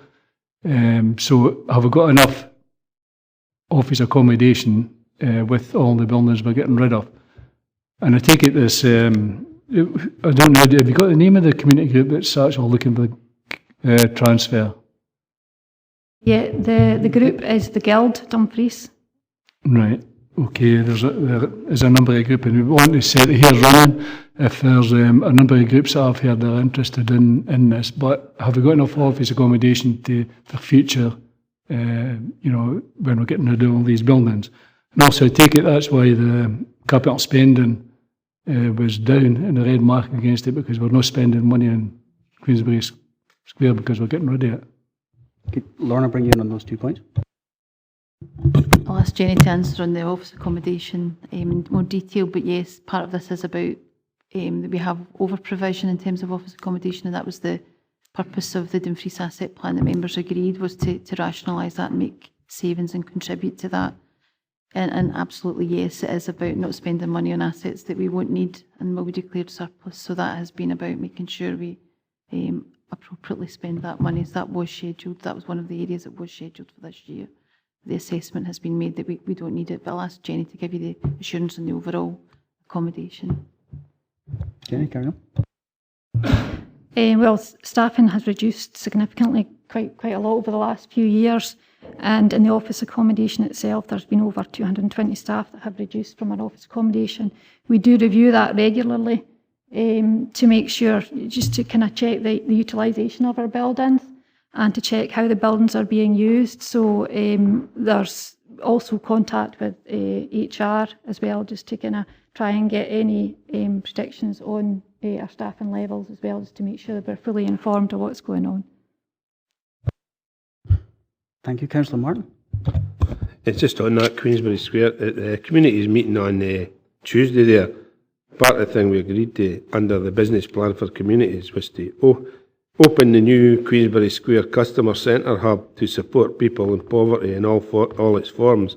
Start date for that was September 2017. Its due date for completion is the end of March 2020.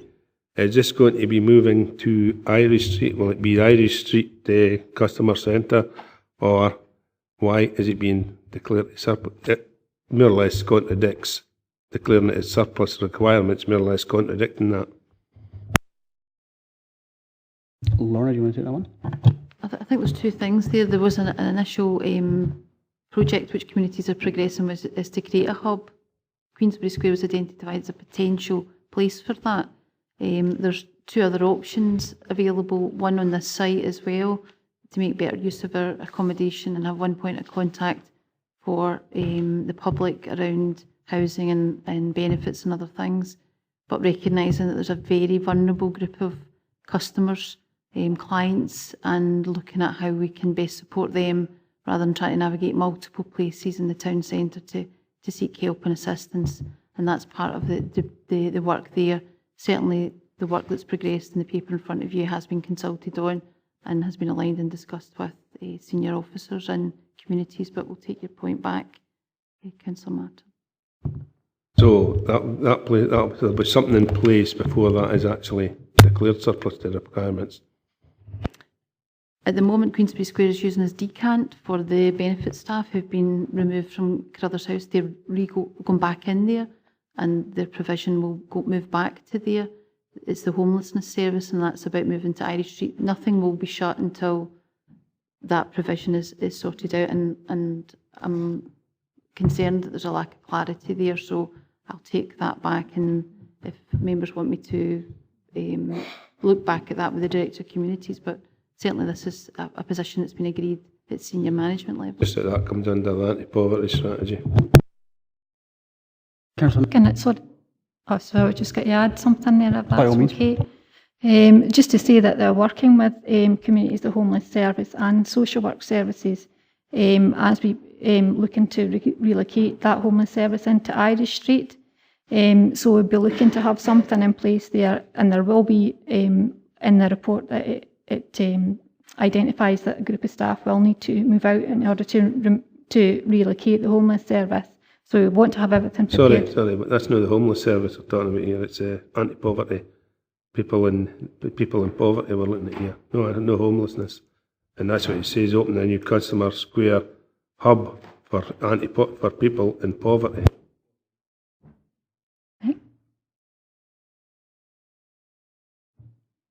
Okay.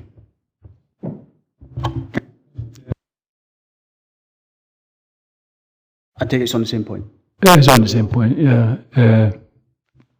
And John's absolutely right. But one of the things that I was concerned about as well, because it's been used for decant before, and we are upgrading buildings. We're upgrading the finance place just now, and we decanted people from there. The next place is this, I think. This is to get an upgrade, and it won't be decanting office staff. Have we got enough spaces to decant people into as well? Okay, Lorna? We do have enough space to decant, and we manage that well within our current and existing estate. I'm concerned about the lack of clarity between a paper that was considered 2 days ago and this paper in relation to Queensberry Square, and if members were agreeable, then that I would take that matter back and reserve that position today if they were so agreeable to that, because I want to make sure that you've got the absolutely most accurate information, and that position's clear to members before you're asked to take any further decisions on it. So just for clarity then, before I bring Councillor Johnson in, who has been waiting patiently, we would not then agree at 2.2 with regard to 5256 Queensberry Square at this point. That is a suggestion. Okay, Councillor Johnson, then we'll go to the recommendations. Again, this is to do with Queensberry Square. It's just coming in. It's a concern that I've got. This is coming on the back of the mid-steeple box office closure thing, and now the councils seem to be pulling out of Queensberry Square. It looks like the council's deserting the town centre in a lot of ways, and I don't think that sends out a particularly good message, and especially based on we're supposed to have a sort of town centre first kind of policy. So I'd like reassurance that this particular building is going to be extensively and aggressively marketed to get it reoccupied, whether it be by a community group or whether it be for housing or whatever. But I think such a big and iconic building in Queensberry Square lying empty for any length of time is sending out a terrible sign. Yep, Lorna? Obviously subject to members' decision today, and we'll reserve that, but in terms of disposal process, there is definite community interest, as you've heard, from potentially many groups, and obviously the members' own prerogative around the town centre investments, supporting housing, national government. It wouldn't be about deserting it. We would absolutely look into aggressively market and support those who might wish to take it on or to buy it, to make sure that it becomes part of the contribution to improving the town centre, absolutely. What I was really talking about as well was it does send out a signal, a perception that people will take. Well, I think I would just gently observe that more office space in the town centre is not necessarily going to help regenerate it. More activity and more occupation in particular, more residential occupation, I think, are both likely to regenerate the town centre. A council office here or there, I'm not sure is going to be the key to regenerating Dumfries town centre. Councillor Crothers? No, just come back, and I didn't mean leaving an office, and I fully accept it. What I'm concerned about is we end up with potentially another rundown, derelict-looking building. Appreciate the clarification. Councillor Crothers? Thank you. You've probably just got to come across it, but you mentioned 2.2, which may be 2.3, and I just wonder, there's two there. I would like to see that split up if possible, because I think it says and agree as it goes through that. Maybe agree would be a 2.4 recommendation from there on, if that's the direction of travel, if that's possible. Okay, well, we will take that matter right now. Returning to recommendations. Councillor Thompson? Thanks, Chair. No, I appreciate Lorna's intervention there just about getting the full facts. But it does beg the question, and we've been asked to note. So obviously these have been determined surplus to requirements before they've got here, and we've been asked to note that. So maybe that's the level of updated detail that you'll find out is like, well, they've either been recommended or noted or agreed to be surplus to requirements, and we're just noting that. But I'm just, in terms of aggressively marketing, I'm just looking at 3.2.4. I think, I mean, it's obviously helpful to know the level and scale of investment that we had otherwise planned to invest into the building, in terms of the building fabric, heating, windows and lighting, etc. I'm just wondering, does that, provide a negotiating position for a potential purchaser, saying, well, this is what's needed, so can you knock the price down a bit, because you've basically outlined what you're going to have to do to the building to make it suitable to be in. So I'm just wondering about the wisdom of that, but I mean, obviously that's something we'll have to reconsider once we're in the fullest of facts, once Lorna's come back from the Strategic Asset Board or whatever. Lorna, you want to pick that point up? I think there's two points there. One, the investment in Queensberry Square is already in public record in terms of what we're going to spend, so it's not new information, and any buyer or person seeking or community group seeking a transfer, we would require, and no doubt encourage them to take a full survey and understanding of the property they were taking on. So I think being open and honest about these things is appropriate in this case at this stage. Okay, members, we'll turn to the recommendations. So can we note 2.1 and 2.2, and what should have been 2.3? Are we content to note in the first instance and agree that the matter of 52 to 56 Queensberry Square is brought back to this committee or its appropriate successor? Once it's been clarified, the status of it's been clarified with Director of Communities, but agree that the Penningham Centre offices in Newton Stewart are closed and proceed as outlined. Members content with that? Okay, thank you. Thank you very much.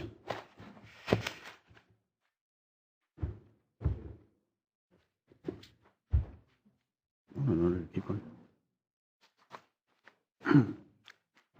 Item 13, lease of land at Catherine Street, Park, Dumfries, report by Director of Communities. This report presents members with an application for a long-term lease for Catherine Street, Park, Dumfries under the Council's Community Asset Transfer Procedure. The application is from the Include Us Trust. Stuart Hamilton and Jamie Ferguson are here to answer questions. Gentlemen, have you anything to add to your report? No, nothing to add. Happy to take questions. Okay, in that case, happy to open this to members' questions and comments. Councillor Wilson. Actually, I welcome this proposal to have a long-term lease to allow for one of the good things that this council's been able to done to achieve despite the cuts being imposed on us. And I think that what is also a very positive sign is the fact that we're not just involving these groups to help us to build inclusive play parks, not only in Dumfries but across the region, but we're actually empowering them to do so.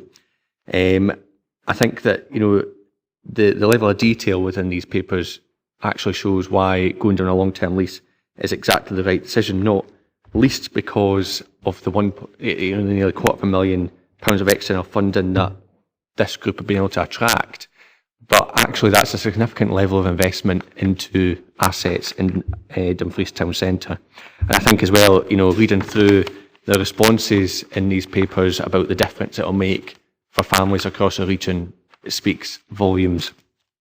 I just want to point out as well that in Andale and Eskdale Area Committee, we've done a similar thing at Wayrock Park in Annan, and as a result of giving the group there a long-term lease, they've had a much better chance. They've had much more success in achieving external funding to make an inclusive play park there as well. So I think that while we're not quite finished there in Annan yet, I think that just shows the benefits of actually going down the long-term lease and the ability it will, you know, and the difference it will make to many families across the region. So I very much hope that members will agree to this long-term lease, and I'm sure that we all look forward to seeing an inclusive play park on Catherine Field Street Play Park very soon. Thank you, Councillor Wilson. Councillor Johnson. Thank you, Chair. I'll make it clear right from the start. I agree with Councillor Wilson up to the point that Catherine Street is potentially the best place for the park. The inclusive play park's a fantastic idea. This group has done a terrific job raising money, and they deserve an awful lot of credit for it. But there are a number of issues with this particular transfer. The thing wasn't handled very well right from the start, with the group being assured that the council owned the lane that they were going to use for access and put a building on. Then discovered that the council didn't actually own said lane. We've now also got the condition where there's the prohibition on putting buildings on the land, and it clearly says in 3.1 the title must be followed, including the prohibition of buildings on the land. So I wonder if that's going to have a significant effect on the outcome of it for the group. The next thing is, when you read the business plan, they've done a great job raising a lot of capital.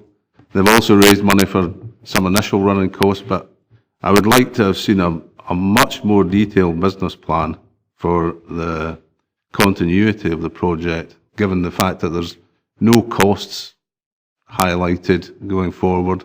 With the nature of these groups, and we've had discussions here constantly about community asset transfers and groups getting 20 years leases, and the people involved in the group will change over the period.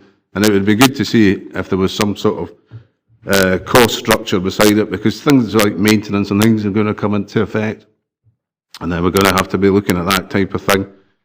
But also we've got, I know this is delving into planning, but we've got parking issues, access issues, all kinds of things with this particular site. And when we did the public consultation, it was the Dock Park that came out as the most favoured site for it. And I personally still think that would probably be the best option. Also, when we get the letters of support, we've got a lot of support detailed in here, but there's been no mention of a letter from Lordburn Community Council, for example, in the report, who last week voted not to support this transfer. That's not brought into here. It looks like the consultation has more been a PR exercise rather than a consultation exercise. And I think it's a PR exercise based on selling the idea of an inclusive play park. And on that, they've won. The inclusive play park, I'll say it again, is a terrific idea which I would support. I just don't necessarily think this is the correct site for it, and therefore I don't think this is the correct piece of land to be transferred to the group. I think it's you've got other issues with the fact you've got the changing places toilet, the usual place isn't open in various times, so there's not going to be access to that. So there are a few problems with this thing, and I think it's needing a bit more scrutiny. Okay, any other member? Councillor Wilson?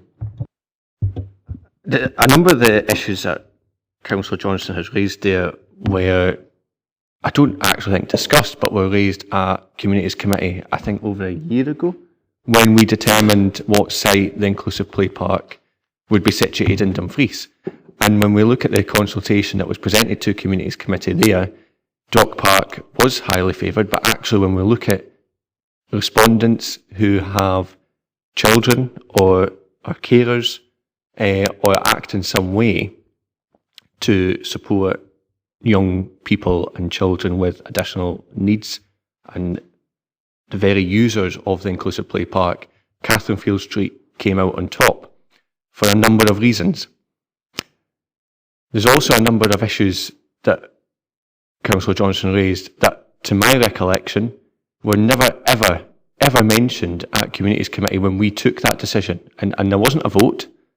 It was a unanimous decision to have Catherine Field Street Play Park as the option in Dumfries. And to the best of my knowledge, and to the best of my recollection, we've went through the exact same process for every inclusive play park that we have determined to build across the region. Stranraer has been a fantastic example. I think that there was a little bit of discussion actually as to where was the best park to have it, to make sure that the specific users of those who need an inclusive play park, I think there was a little bit of disagreement there, but actually I don't think that anybody would disagree that Stair Park has been a fantastic success. In my own experience with Lockerbie, there has been similar discussions as to what is best, not only as the best park for the whole town, but actually what is the best park for the specific users of an inclusive play park. I think today, essentially, the decision that we have in front of us is to agree to a long-term lease. We've taken a decision at communities as to what park it's going to be. Any issues that have been mentioned, I believe, were taken at Communities Committee, and it was in those papers.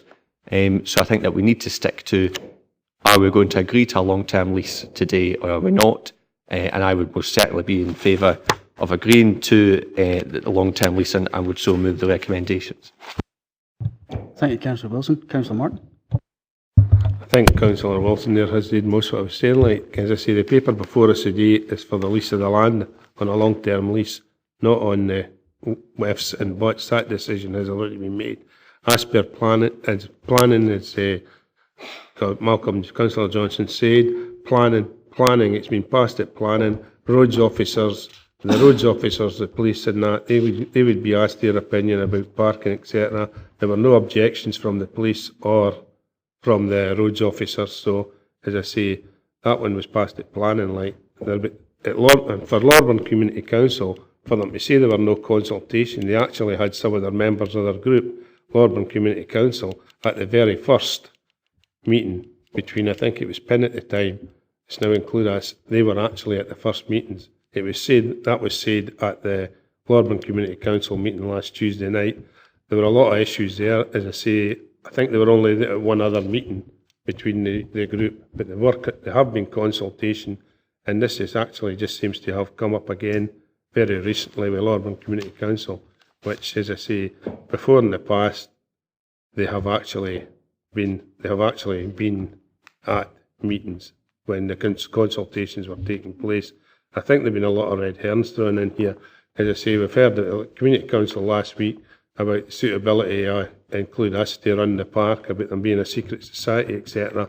I just don't know where that comes from, but that seems to have been brought up at the Community Council, so I'd be quite happy to second Councillor Wilson's, and we go with recommendations. Thank you, Councillor Martin. Leader. Thanks. The 4 ward councillors for Nith Ward were present at the Lorburn Community Council last week when this was discussed, and afterwards I took the opportunity to contact the group to raise some of the concerns that had been expressed and to see how they responded to us. And in their response, they advised us, because there was an issue about how people could be involved and include us, and they advised me that if people become friends of Catherine Street Play Park, they will automatically become a member of Include Us. So everybody could be a member who's interested in the park can join the organisation. I also asked them about the issue about revenue funding for the maintenance of the park, and they advised that they have already fundraised over 300,000, and that they are due to appoint a development manager to a 3-year post, and a key task for that role would be about creating sustainability. So they are actually looking at how they would continue with the revenue funding.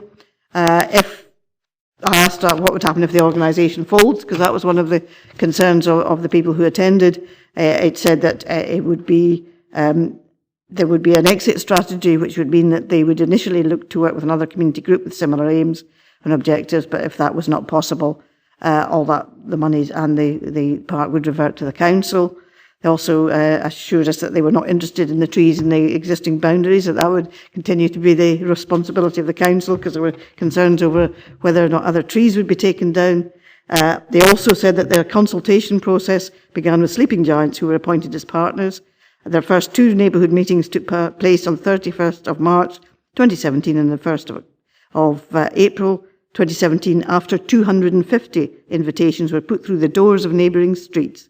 After this, notices were pinned up on lampposts near to the park. Events were advertised in our newsletter on our Facebook page, and they also provided me with copies of the invitations that they used. So I think some of the issues that have been raised are red herrings, and if somebody hadn't already seconded Councillor Wilson, I would be doing so.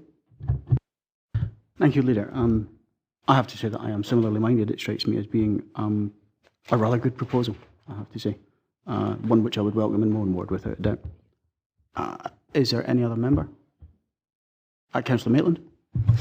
Yes, thank you very much. Looking at this entirely from the point of view of a community asset transfer, I too am enthusiastic about the way this has gone forward. The monies in park will revert to the council, according to the leader, should this not work, and the amount of money that has been levered in on the basis of a lease, please note, 20-year lease, is really very substantial. And I think we should actually be looking at this with respect to other transfers, other community asset transfers. But going back to this particular issue, I think it's a good example of what can be achieved, and giving, I think, the best possible outcome in terms of the council protecting its asset and the community getting an opportunity to take control. So I have no difficulty as a non-Dumfries member of saying this is right for looking at this from a much wider point of view. Thank you, Councillor Maitland. Councillor Carruthers? Thank you, Chair. Just a couple of points. I think Councillor Johnson has made his position quite clear, and I think I certainly support that. And as far as there's probably a couple of points, as in I sat in a planning committee as well So I'd maybe take a wee bit of advice. It's kind of retrospective, they come back to me.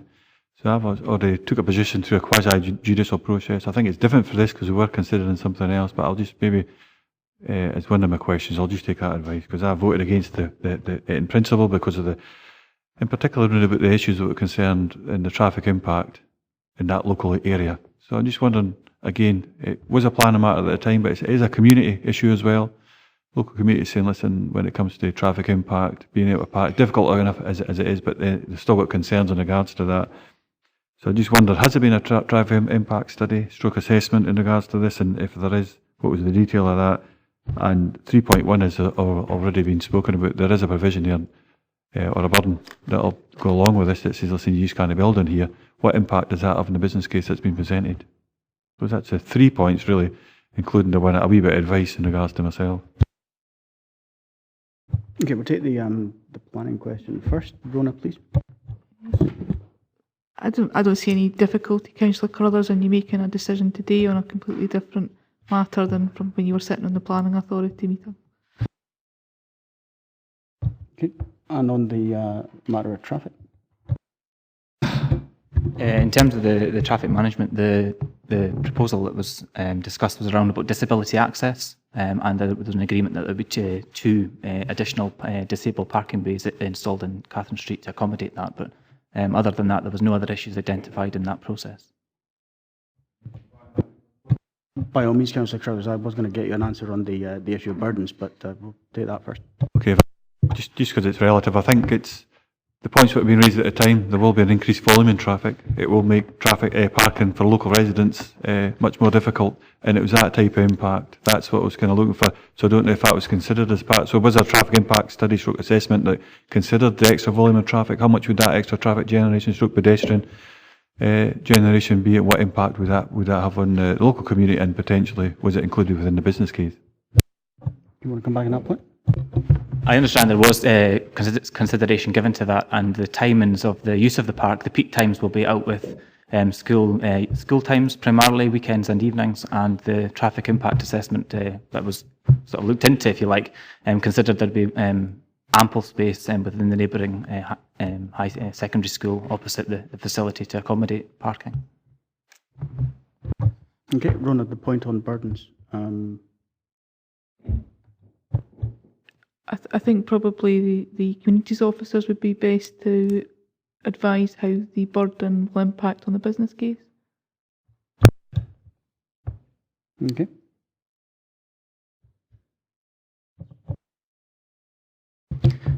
So there is a burden on the piece of land in terms of the input in buildings on the land. The community organisation has considered that, and the initial proposal has been adapted so that all of the burdens that are currently on the piece of land will be adhered to, and they are fully committed to ensuring that the burdens are adhered to in the future. Okay. So members will go to the recommendations. Do them one at a time. Councillor Nicholson. That's fine. I was just going to say the exact same thing. We've got all the answers. It's a very positive story that's going on here. We put money in for inclusive play parks. Inclusive play parks aren't just in these different areas. It's something that we as a council have promised to roll out to all areas. It's something that I think there's a few people here, and the red herring's been brought up a number of times. And on the buildings, we've got, they don't have to have a building actually on that land anyway. They could have it across in York Library. There's bags of space behind there, so they can work together. It's a successful community aspect, usual place and the park. So just go to the recommendations. Thank you, Councillor Nicholson. Councillor Carruthers. I suppose if it against red herons or smoke kippers, but it's something. So in regards to future proofing, so say for instance there's no opposition to this, it goes through today I should say, then so it'll go on, it'll progress and it'll be built out. What concerns start to be raised in real terms from the local community? Say, listen, we can't get parked next to our house anywhere near it. And so how will the council deal with that? Have we got the proper enforcement in place if that's the case? Have we got a travel plan in place that's the kind of question. So I'm thinking, as we do go forward, and I've raised that in the back of the comment that Councillor Nichols has made, I was going to leave it alone, but I think it's appropriate that we look at the whole picture and get a balanced approach here. For colours, listen to me, I said move to the recommendations. And we are just about to do that. I think I would observe, having lived in town centres, that if you rely on on-street parking, there is not necessarily a guarantee that you will be able to park near your house, irrespective of whatever happens to be around it.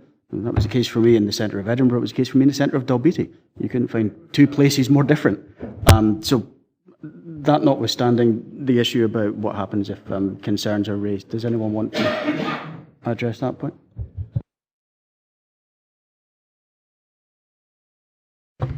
I think the community group have, and the officers have addressed the matters of parking through the engagement with traffic officers and the wider community in their consultation. So there's no further comment from us on how it would be addressed. Okay. So with that, I do intend to go to the recommendations. We will take them one at a time. That's 2.1. We've been asked to consider the business plan detailed at Appendix 2. At 2.2, we've been asked to note and consider recommendations of Nithsdale Area Committee detailed in 3.9.1. 2.3, we're asked to agree the land is leased to include us for 20 years. We have a motion to that effect. Do we have an amendment?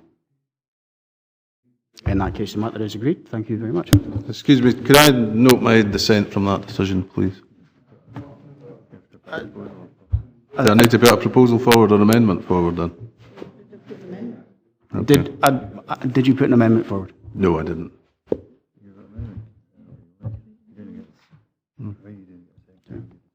Okay, well, we didn't do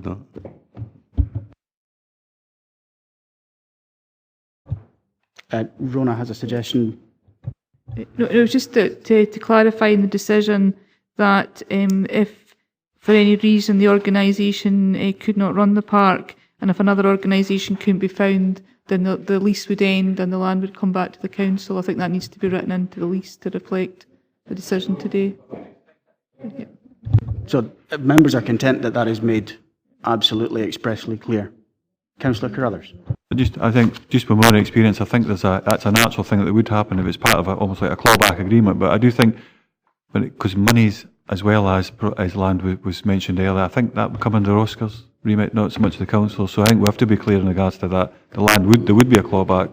Obviously, through a lease there would be anyways, it's not being sold, but Oscar would be the regulating body when it comes to any monies, assets, so on and so forth. Okay. Thank you, members. The item is agreed. Item 14 is the former St Peter's Primary School proposed asset transfer to Birchfield Theatre Group, report by Director Communities. The report presents members with a proposed community asset transfer for the former St Peter's Roman Catholic Primary School in Dalbeattie, as detailed in Appendix 1 to the Birchfield Theatre Group. Kimberly Phillips, Ward Officer, and Jamie Ferguson, Community Development Manager, are here to answer questions. Is there anything either of you would like to add to the report? Nothing to add. Happy to take any questions. Open this up to members' questions and comments. Councillor Driver. Thanks. Again, this is another good process of community asset transfer as far as I can see, Chair. There's obviously a good business plan in place. It's been well rehearsed at area committee as well. I would just go straight to the recommendations and agree them, Chair. Thank you, Councillor Driver. I am, as you will recognise, very sympathetic to this particular item. It has been of considerable community interest. All right, Councillor Maitland. Thank you. If I could say, in principle, I think the whole thing is a splendid idea. I'm very enthusiastic. I go back to the whinge that I've got about community asset transfer. There are two issues here. Either we could have all these benefits and a receipt if we put more officer time and resource into assisting groups to draw down charitable organisations' funds and external funding for a capital receipt. Or we could agree a long lease, which means that the asset remains in public ownership at the end of the long lease. That's to my mind, that's really what the basic nub of this is concerned.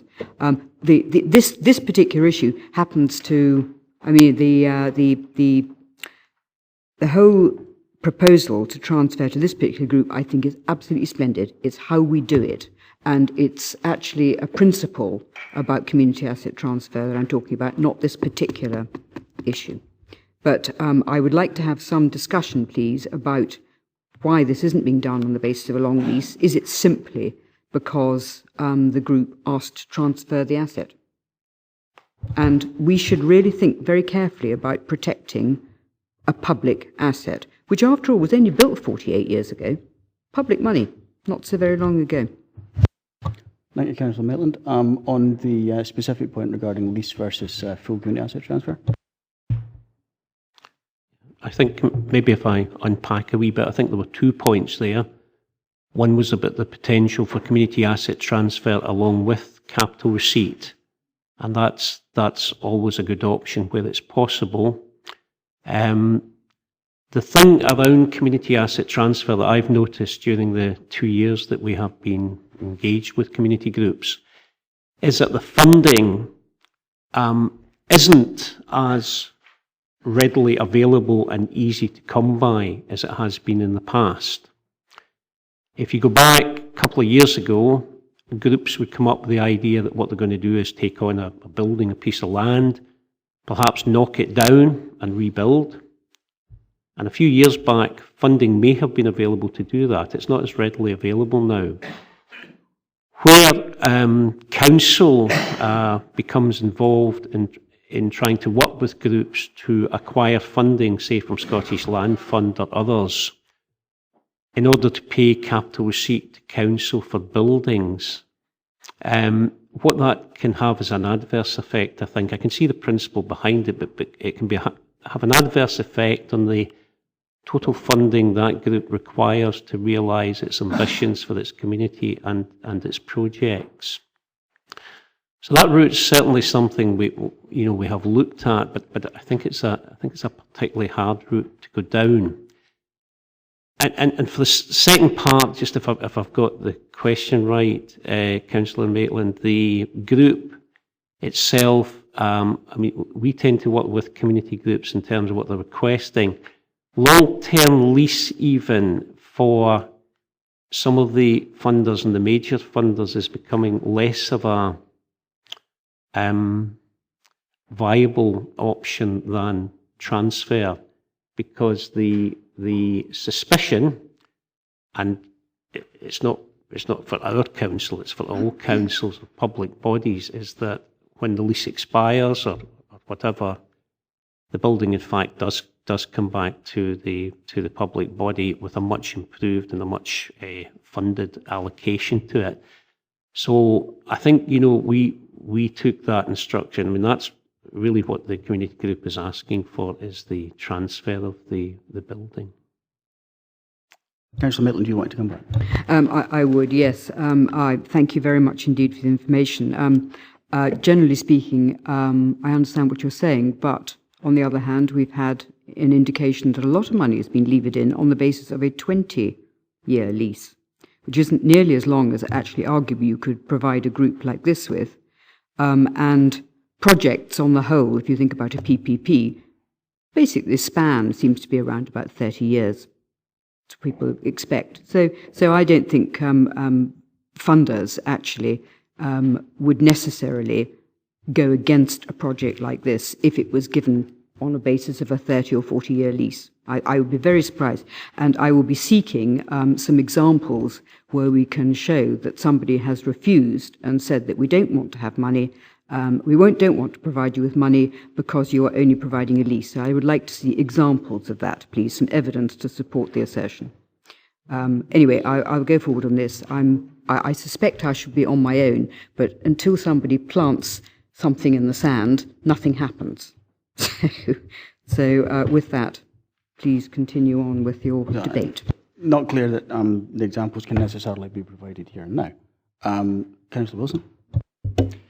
I have a degree of sympathy with, I think, what Councillor Maitland's trying to get at. And I do think there is a need to forward plan. I think the point about, PPP, 30, 40 years, it seems to be, like I can imagine at some point in my lifespan, there will be a number of these properties.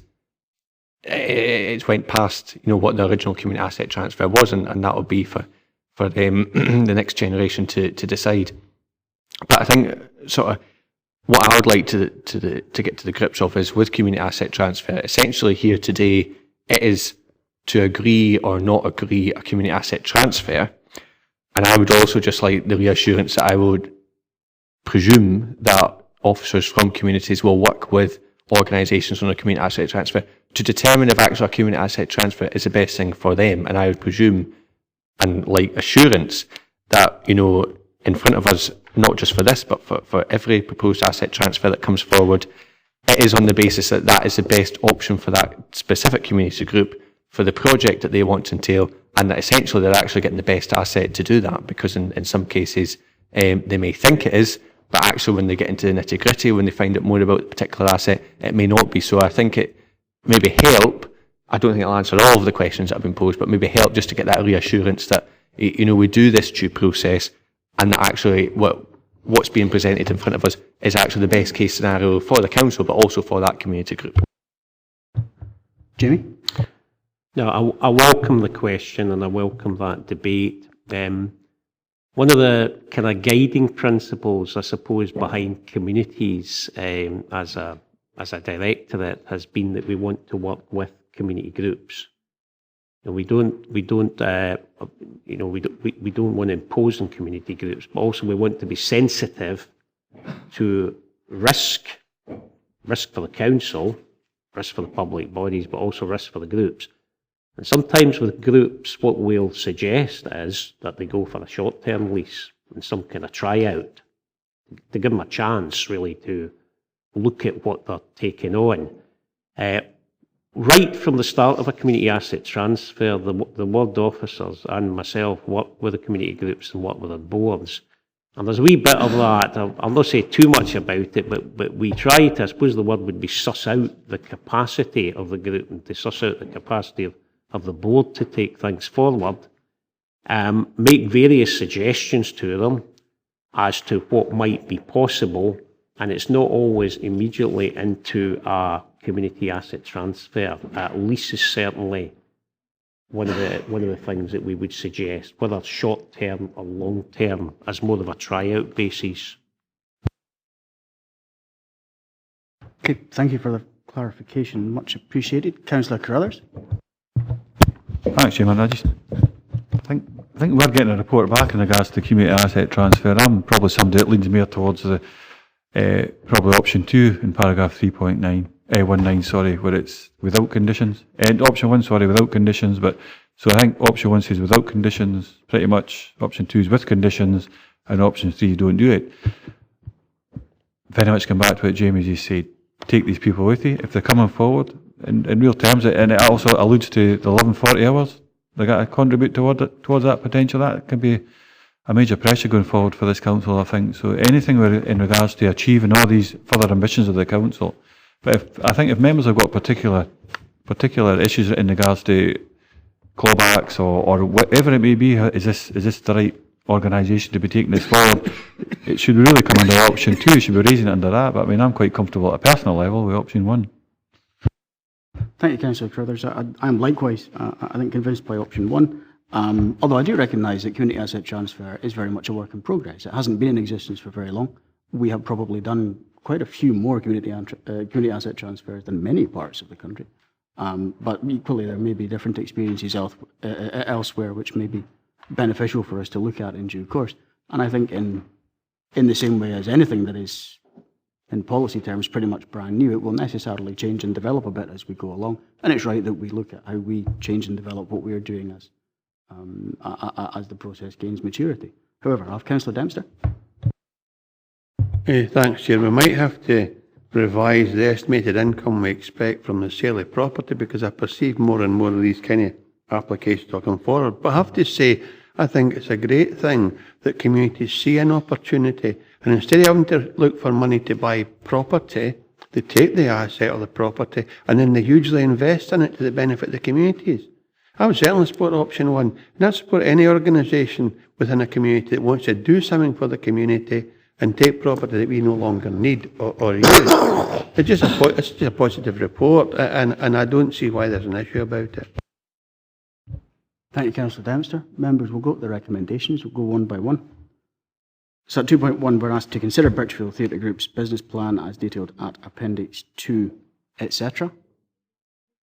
Councillor Maitland, is it on that particular recommendation? Absolutely, on that particular recommendation, I would propose that you agree 2.1 with a full stop after the word space.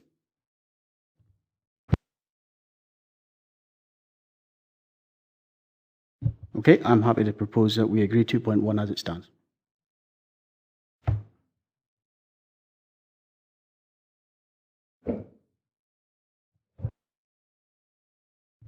Right, let's order. Councillor Maitland, do you have a seconder for amending 2.1? I think he's legged it. I have. I'm sorry, I moved to the dark side. Excellent. So may I have my dissent recorded because I failed to secure a seconder? On that basis, yes, of course. My apologies, Councillor Carruthers, I am so unused to you seconding something that I would propose. 2.2, are we content to note the recommendation of Stewardship Area Committee as detailed in paragraph 3.1? 2.3, are we content to note the range of community engagement activities undertaken to support the CAT request as set out in paragraph 311 and in the business plan? 2.4, consider the options available to the council as described at paragraphs 313 to 318, which we have certainly done. At 2.5, agree a preferred option from those listed at paragraph 3.19. I'm happy to move option 1. Councillor Maitland. You will not be surprised to be consistent. I would like to say and agree that we request officers to work with the group to obtain a long-term lease. Do you have a seconder?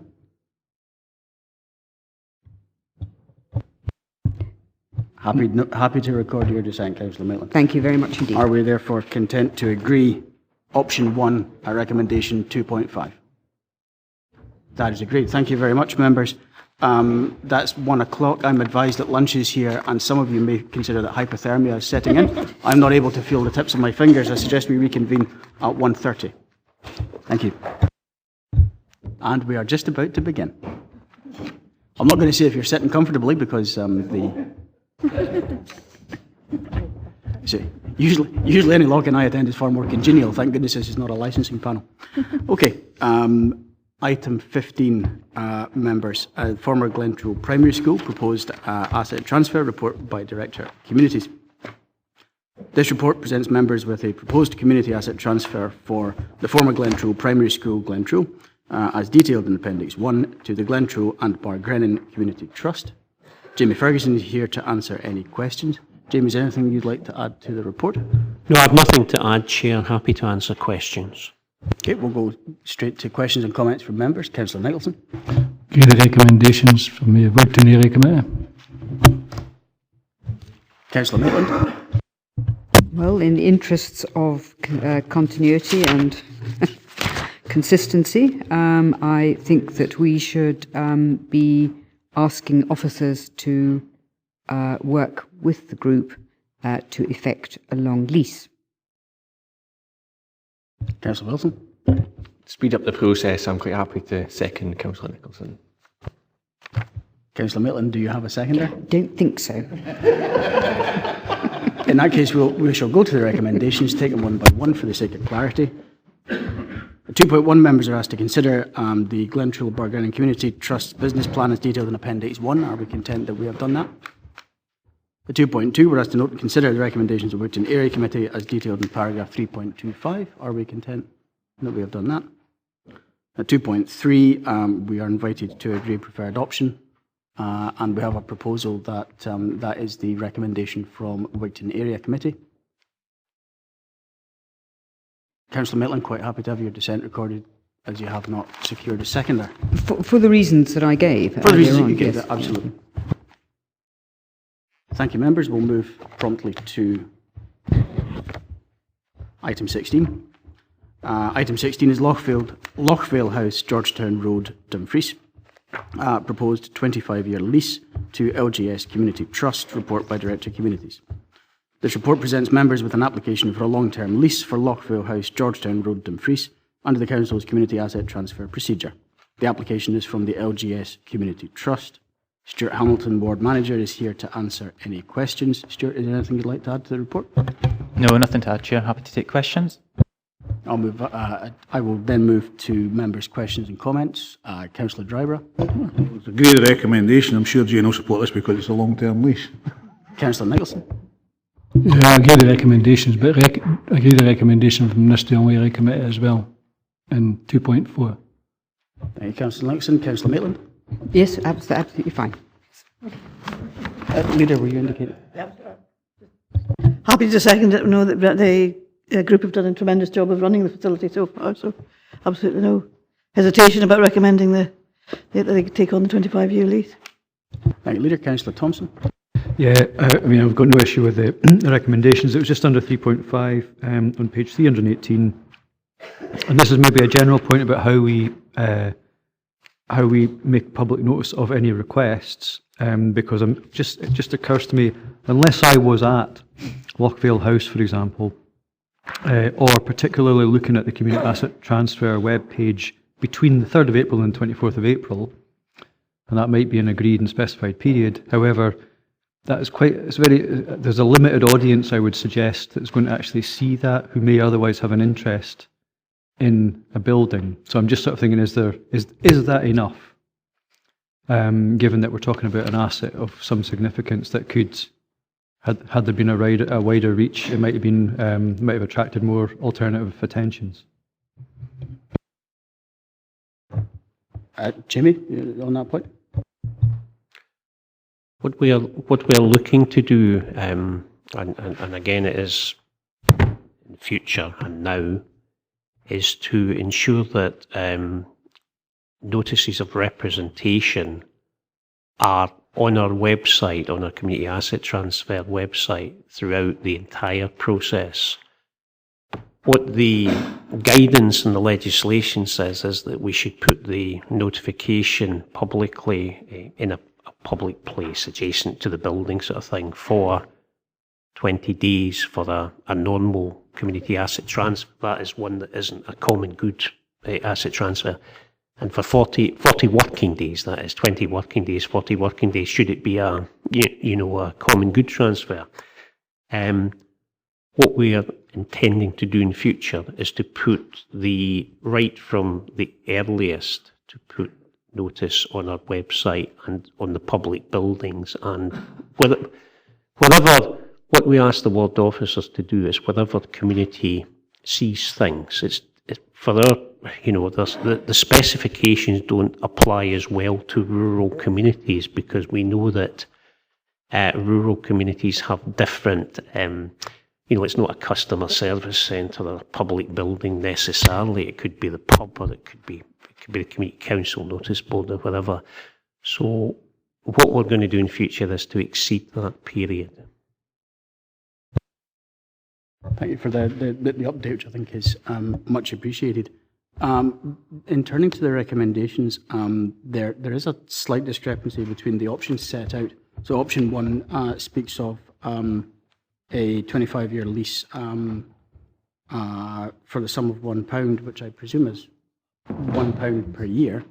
And the Nissel Area Committee recommendation is a 25-year fully repairing and insuring lease at no chargeable consideration, which I assume omits the £1. I'm not entirely clear which is which at that point, or indeed what the reason would have been for omitting that. I'm not sure if anyone's able to clarify. In the meantime, Councillor Carruthers.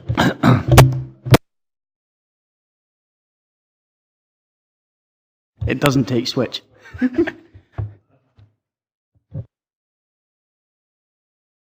Apologies for that, Chairman. It's a debate that's come up within our group, and I suppose it may have been asked, so apologies if it actually has. So we looked at, not the last one, the one before, I think it was, so this third community asset transfer it's talking about. So maybe try to put it to a local context. So what some of the group members are saying, what's the difference between what happened at Richard Greenhouse Centre, so there's a long-term lease agreement, and this community asset transfer, the change? I just try to understand what that means. So in Richard Greenhouse Centre, who I know Stuart's absolutely aware of, the management committee, in fact, Archie is or not, for that, but a management committee have took on the responsibilities over a 20-year lease, I think it is. And this is almost similar. It's coming under the guise of community asset transfer. I wonder if we could just have a clearer understanding why it's coming under the community asset transfer then, other than just a standard lease agreement stroke arrangement.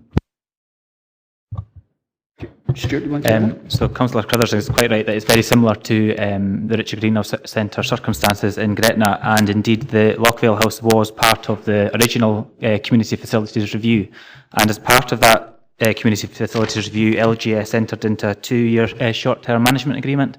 The current Community Facilities Review has come to a conclusion, and this is now beyond that review. Therefore, whilst it was part of the initial review, we were minded to bring a report back to members because it was a change in circumstances. They entered into a 2-year short-term agreement, which was one of the options available to community groups through the Community Facilities Review as a short-term or a long-term management agreement, or look into a longer-term lease. And the groups chosen through the Community Facilities Review to go for the short-term to build their capacity and to see whether they could make the building viable. But as that review came to a close, we were minded to bring this back to committee. Oh, thank you, Chairman. It makes it much clearer. So I suppose it's trying to understand then they were a management organisation, but there's now a process in place through a community asset transfer that actually alludes to a lease agreement, lease arrangement, as we were speaking about earlier. So these long-term leases are now coming under the community asset transfer, and it's an option for the organisations to take that up. Going back to comments that I made earlier, it's following I suppose the potential groups that are wanting to take this forward on their behalf. It's taking their lead, I suppose, so long as it's within the parameters that we are used to. Okay. Councillor Nicholson? I'm going back to this item now. Just on what we were saying about the 2.4, does it also just the wording it? Because I think it means the same thing. I think it means the same thing, option 1, does it? Note the recommendation in this area committee to award a 25-year fully repairing and insurance lease at no chargeable consideration to Electric Sporty Community Trust. Option 1, agree 25-year lease to the LGS Community Trust to be made for the sum of £1 with no specific conditions attached. Which means the asset and all future costs associated with it would therefore sit with the LGS Community Trust from the date of transfer onward. So does that mean the same thing, does it? Rona, if you can clarify, please.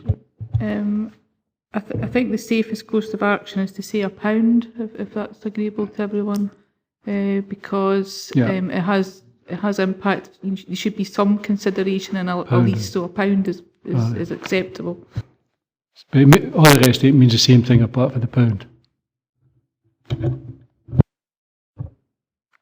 Councillor Thompson, yes. Thank you. So, because I thought, or maybe I'm just being a daft laddie or whatever, but the fully repairing and insuring, so presumably all costs relating to that building fall with the group that's taking it on.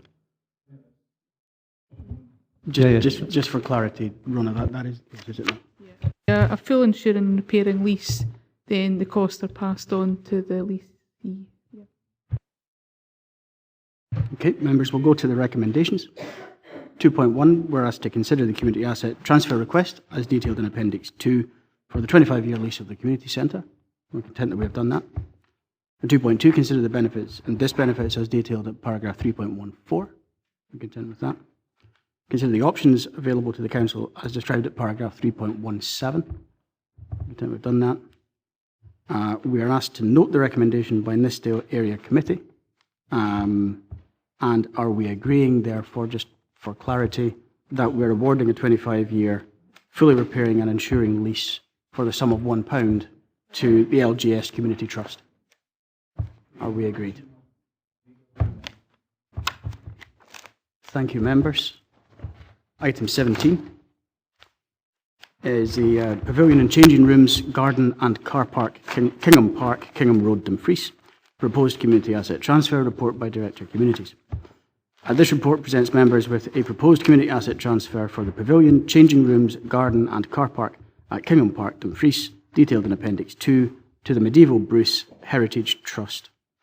Stuart Hamilton is still here to answer any questions. Stuart, is there anything you'd like to add to the paper? No, nothing to add. Happy to take questions. Members open up to questions and comments. Councillor Little. Thank you, Chair.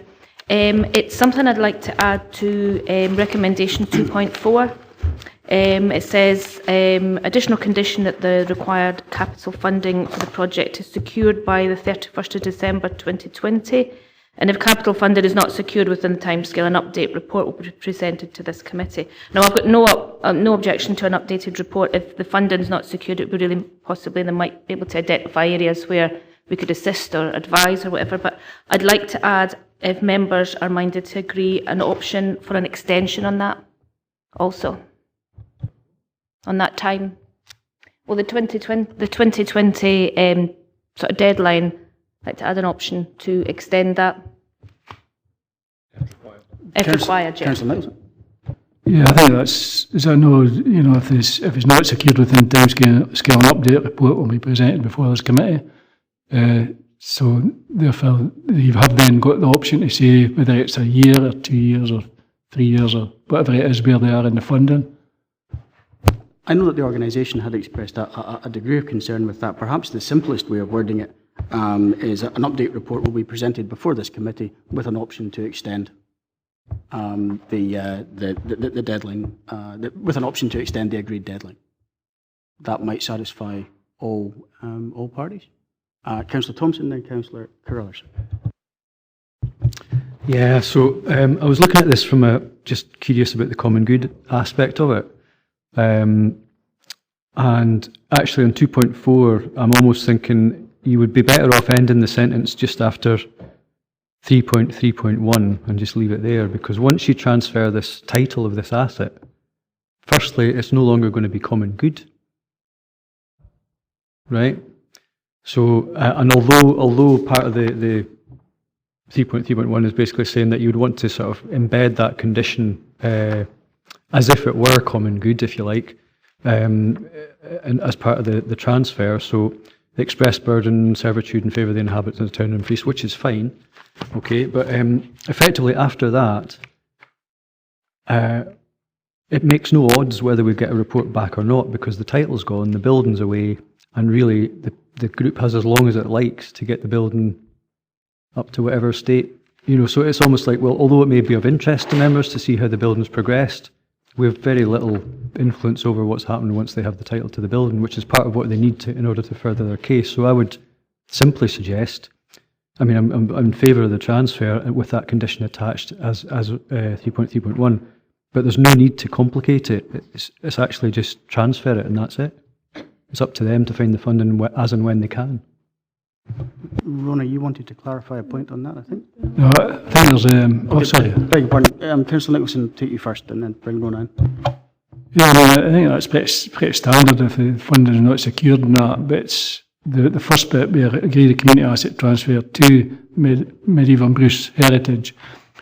But that actually means that it's then been transferred to them, and whatever happens after that, unless there's a caveat in there that it can bring it back in.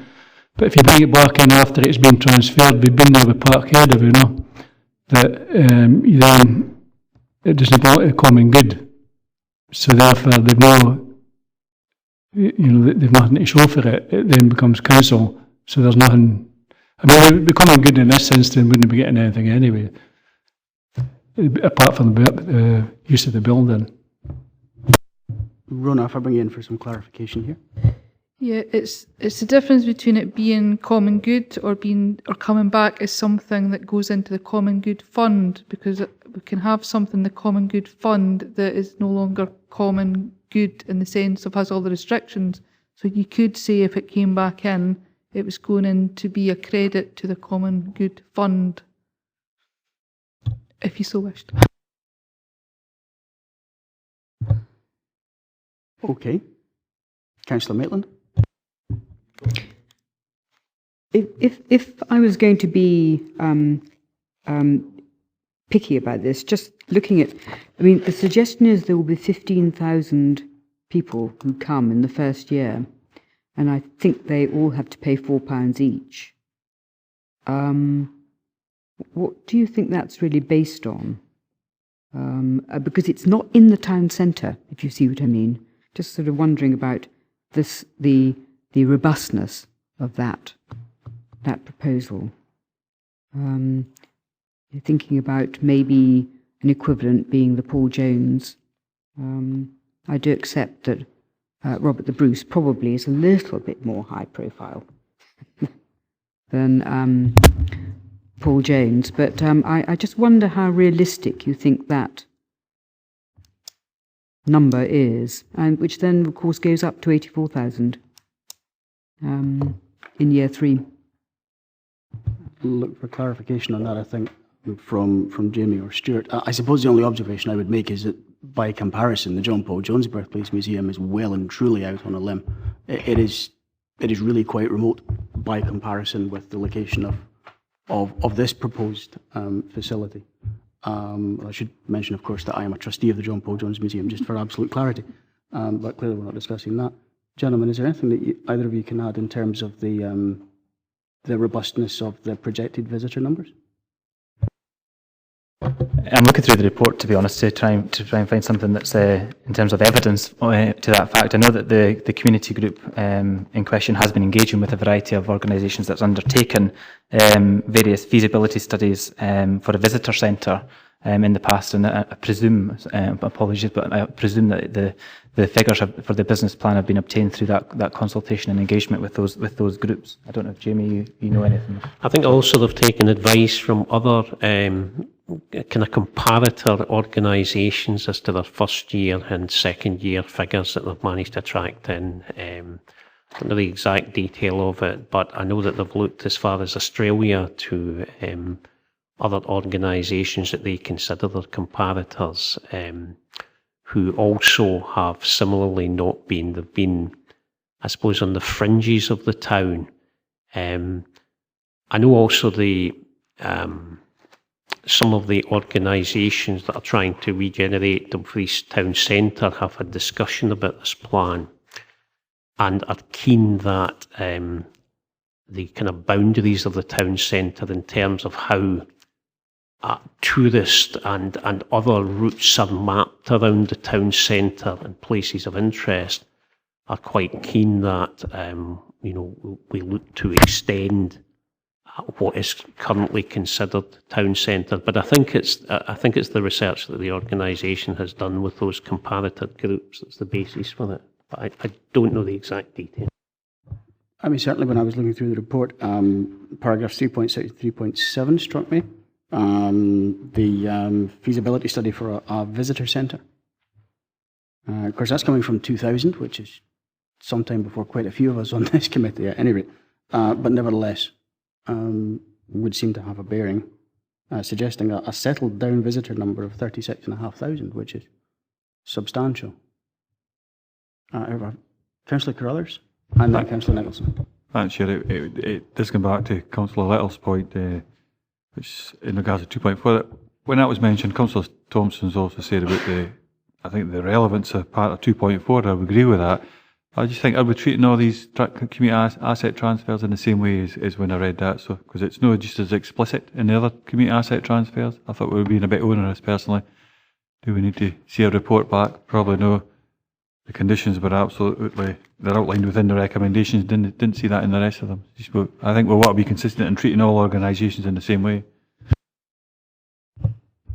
I do take the point, but I think that quite likely that stems from the prior consideration of these applications at either area committees or a common good subcommittee. Each committee will weigh up, I would guess, the application on what they regard as its own merits. And we are perfectly at liberty, I think, to take it as a recommendation and to make our own determination thereafter. But I'm not sure to the extent to which we can insist that every one of these different bodies of the council acts in exactly the same way. However, that I think perhaps we'll go back to the comments I made a while ago about this being a relatively new process, and I think we are still learning it and improving it as we go along. Councillor Nicholson? I suppose the point in particular, Chair, take you first. It was just that I felt when reading that we're being more onerous in this organisation than the two previously. That's all it was. I just feel we should be the same consistent approach. And I do accept the distinction. As I say, I think it arises from the considerations at the Dumfries Common Good subcommittee, but regrettably I was not able to be present at. Councillor Nicholson? Yeah, I was present, and it was, these questions came up and they got satisfactory answers. But some of the things that, Councillor Maitland said there, that I actually questioned some of the robustness of that and the figures and that, and I got assurances about it, but I don't find the evidence underneath it. I'm very supportive of this. For example, how do you expect their income from school groups? I asked, how do you do that? How much are they charging? How's the groups going to, children might know, it might be excluding pupils as well, or who's going to, pay for the admission charges. But if you look at it as a whole, what you've got there is, you've got the town centre. You say there's no linkage, but there's a town centre, there's a dog park, which leads on to Castle Dykes Park. Castle Dykes Park is where the fort for Robert Bruce and, was. So that house is right next to it. It's at the entrance of the Castle Dykes Park, more or less. So it has got a linkage and it's got a trail there. So I would expect anybody that's interested, and obviously it's a selling point as well. Bruce, Barry and Burns, and so when people come into the town for tourists and that, they actually link into all these, and then they find what they want to find, and then if we sell it right, then it will become an attraction on its own. I'll bring in the leader and then Councillor Little. I said, Councillor Nicholson's just made the point I made about the location of it, which is, I think, although not in the town centre, I don't think it's as far as 2 miles, because I walk down there quite often. But it is a good location and it has a good historic reason for being there. So.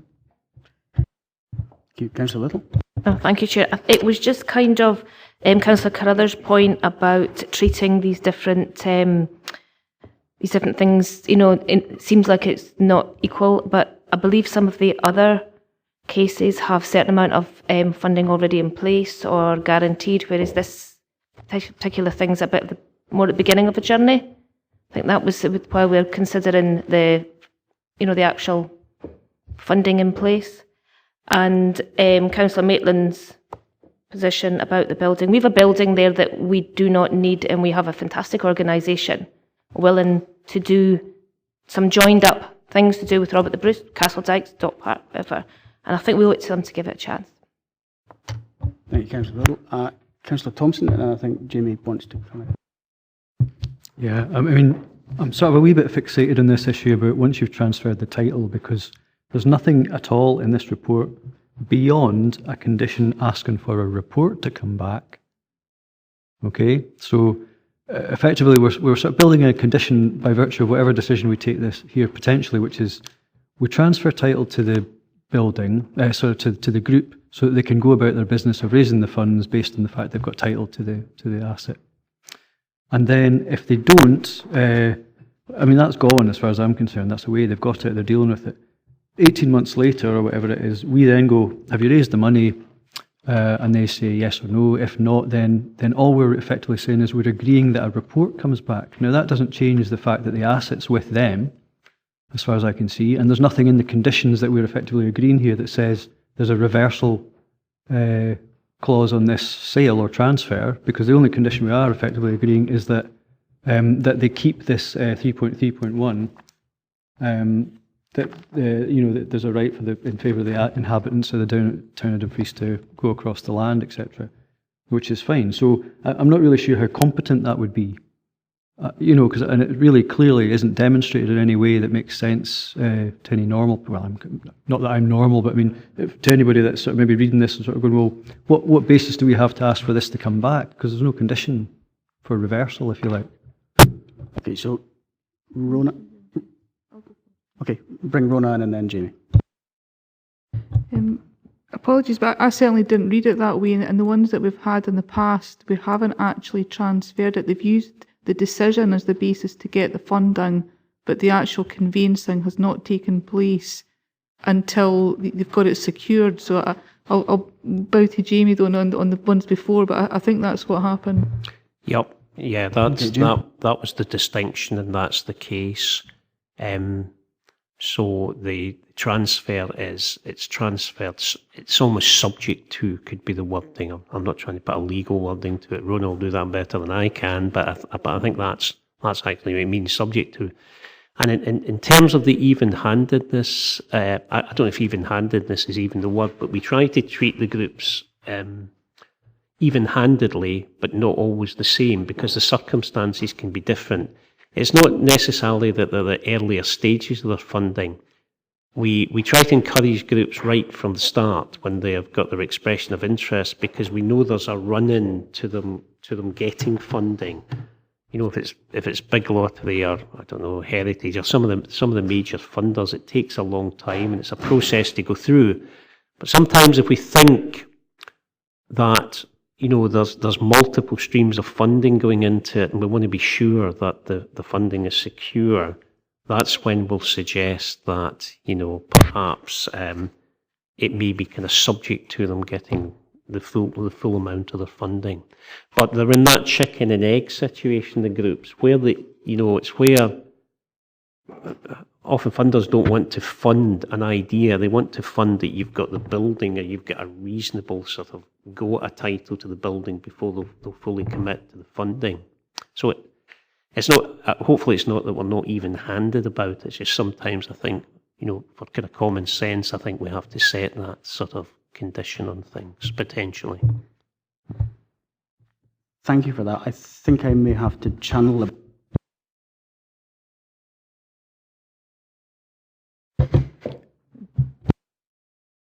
Yeah, I mean, just the reason why I was reluctant to add any I'll have a think additional... about an answer while I bring Councillor Thompson in.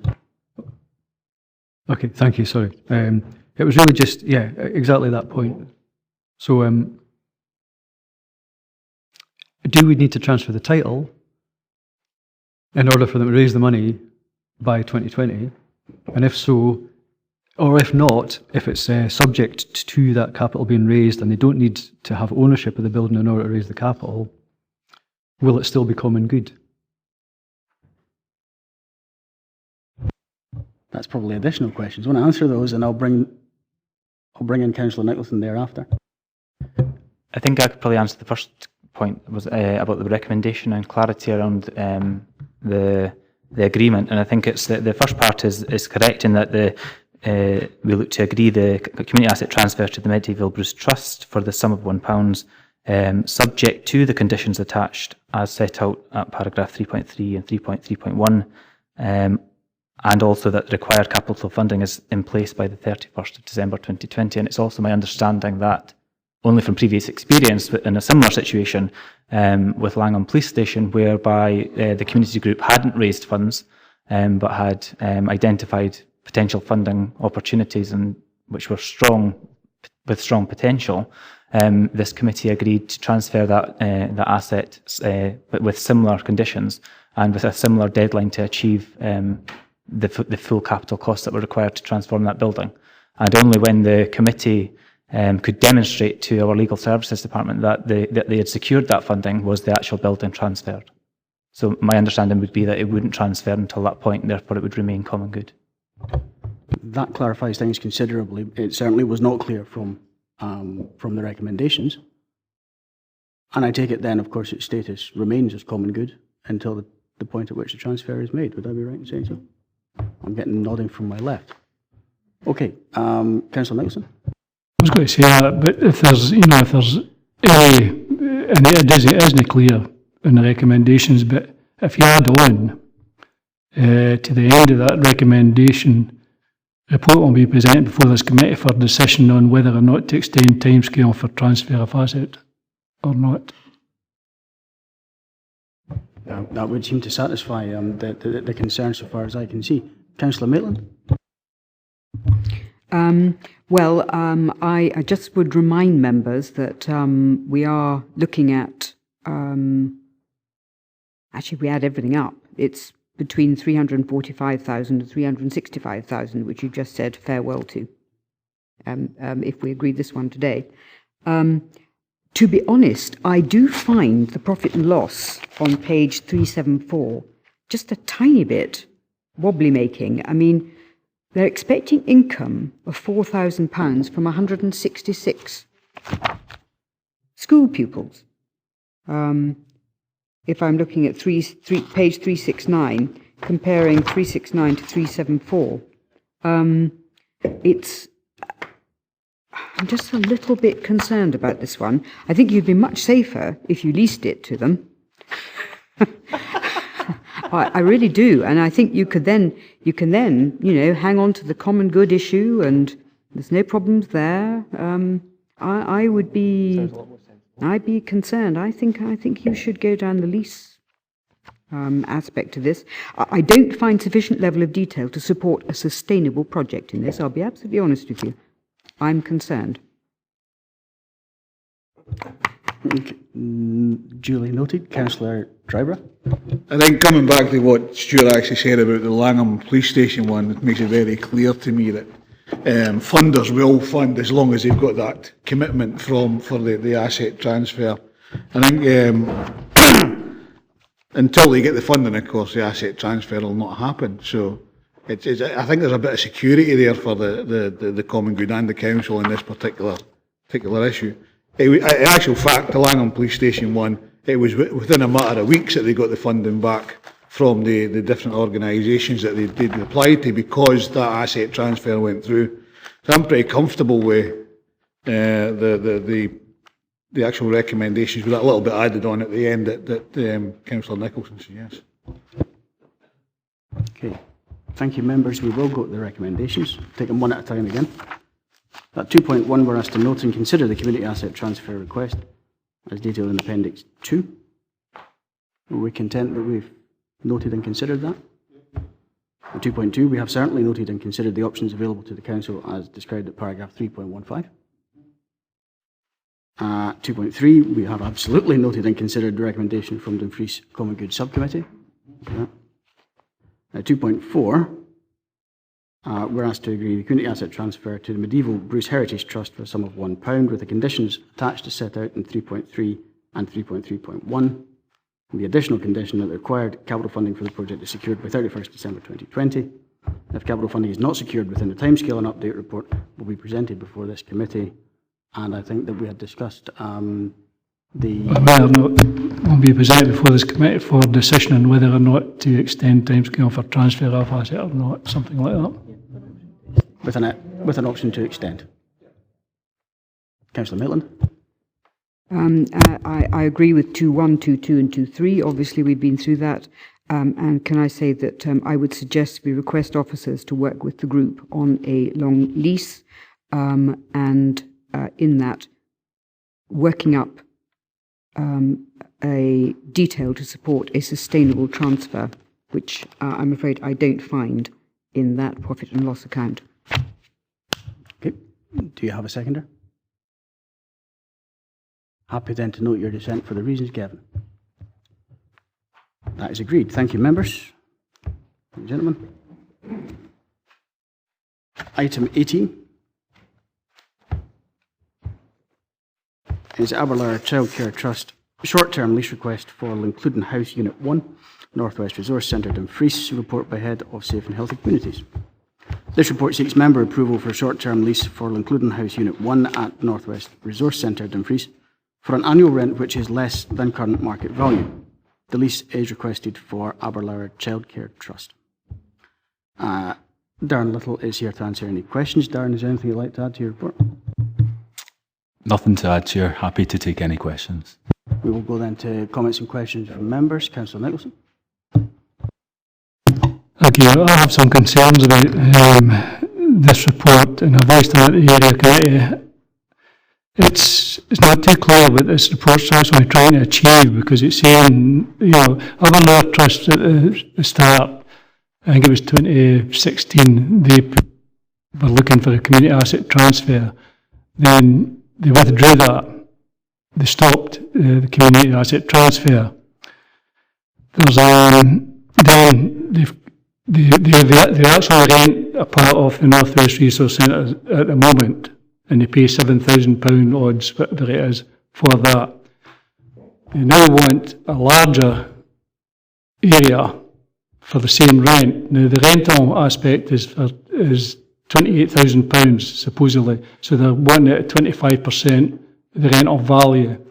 And I can understand, you know, I've got a great deal of support for Aberlour Trust and what they want to achieve, but I think, you know, the way this report is saying that they're delivering a future vision for external community ownership for North West Resource Centre to help deliver agreed budget savings. Now, if you're trying to agree budget saving, base your £7,000 on a budget saving decision or not, asking for 25% of the rent isn't going to get you anywhere towards meeting your savings for your budget.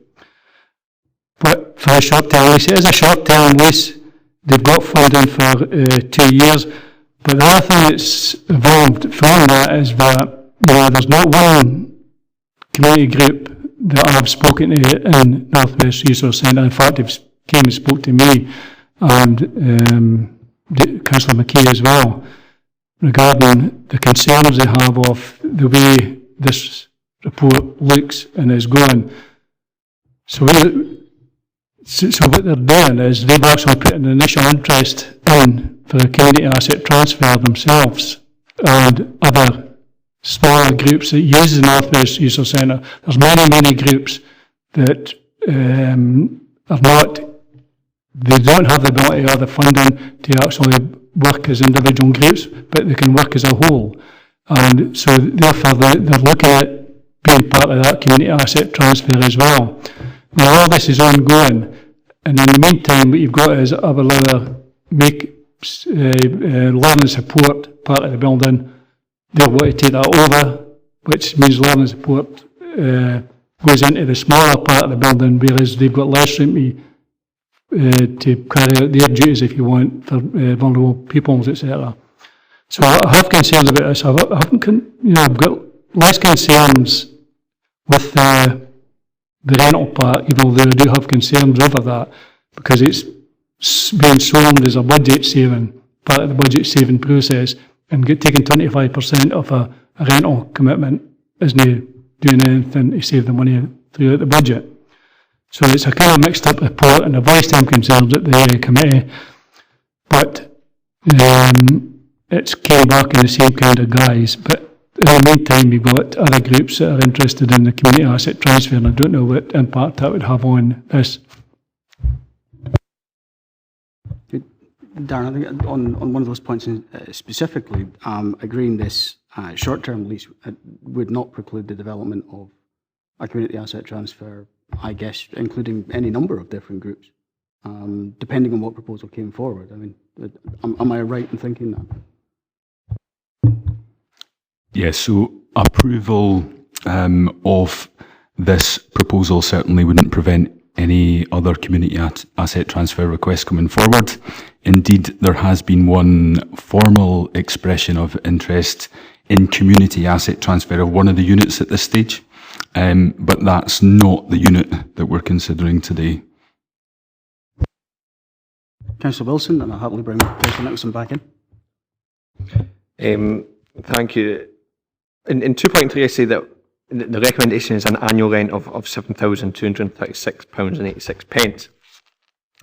You know, I appreciate that that is lower than the market value rent, if you like. But if it's an annual rent of £7,236.86, I presume that would be the rent for between April this year and March next year. But I don't see anywhere in the report that actually says to us when would the lease be signed, and so to effect how much would the council actually receive in this financial year. Also, I have a slight difficulty because I see, you know, the recommendations are cleared up until March 2020, but I'm not quite sure. I appreciate that it does. It's, you know, we're noting to confirm that, you know, we're going to work closely and everything as a result of budget savings. But I don't really understand what's going to be happening after 2020, and I have had a number of people raise concerns who are associated with North West Resource Centre about just what's happening. And it appears to me that it could be something along the lines of, you know, we have a community sports hub model, and I appreciate it won't be the same, but it feels like that's the sort of model that we seem to be going down. And from my personal experience in dealing with those, you have to have every user group feeling happy for it to work effectively. And I'm a little bit concerned that that isn't the case up at North West Resource Centre. On the question of the lease, I mean, I presume that a lease certainly cannot be agreed until we have agreed to it, so it must be effective after a decision is or is not made. Am I right? So, Chair, that would be the case. So, for example, if we were to approve the recommendations today, we would anticipate that Aberlour would be able to move into the space from, for example, July onwards. So, they would be in place within Lumclibben House for 9 months of the year, which would equate to a payment of £5,427. At this time, they are currently occupying 3 offices within the building, and they are due to pay us an annual rental of the amount in the report, i.e. £7,236. So, regardless of when Aberlour were granted this short-term lease, if they were to be so granted, it would be the same amount of income that would be collected. Okay, thank you for the clarification. Councillor Maitland, then Councillor Nicholson.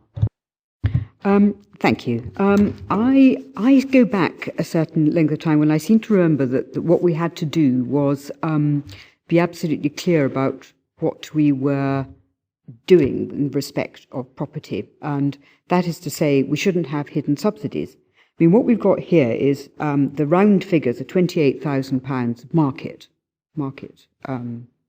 that right? 28, and 7,000 being offered, which means there is £21,000 worth there of either foregone income, or you would say to yourself, and I think this probably makes it quite clear in your mind, if you went off to to social work and said, would you like to pay £21,000 in order to get this level of benefit, what would they say?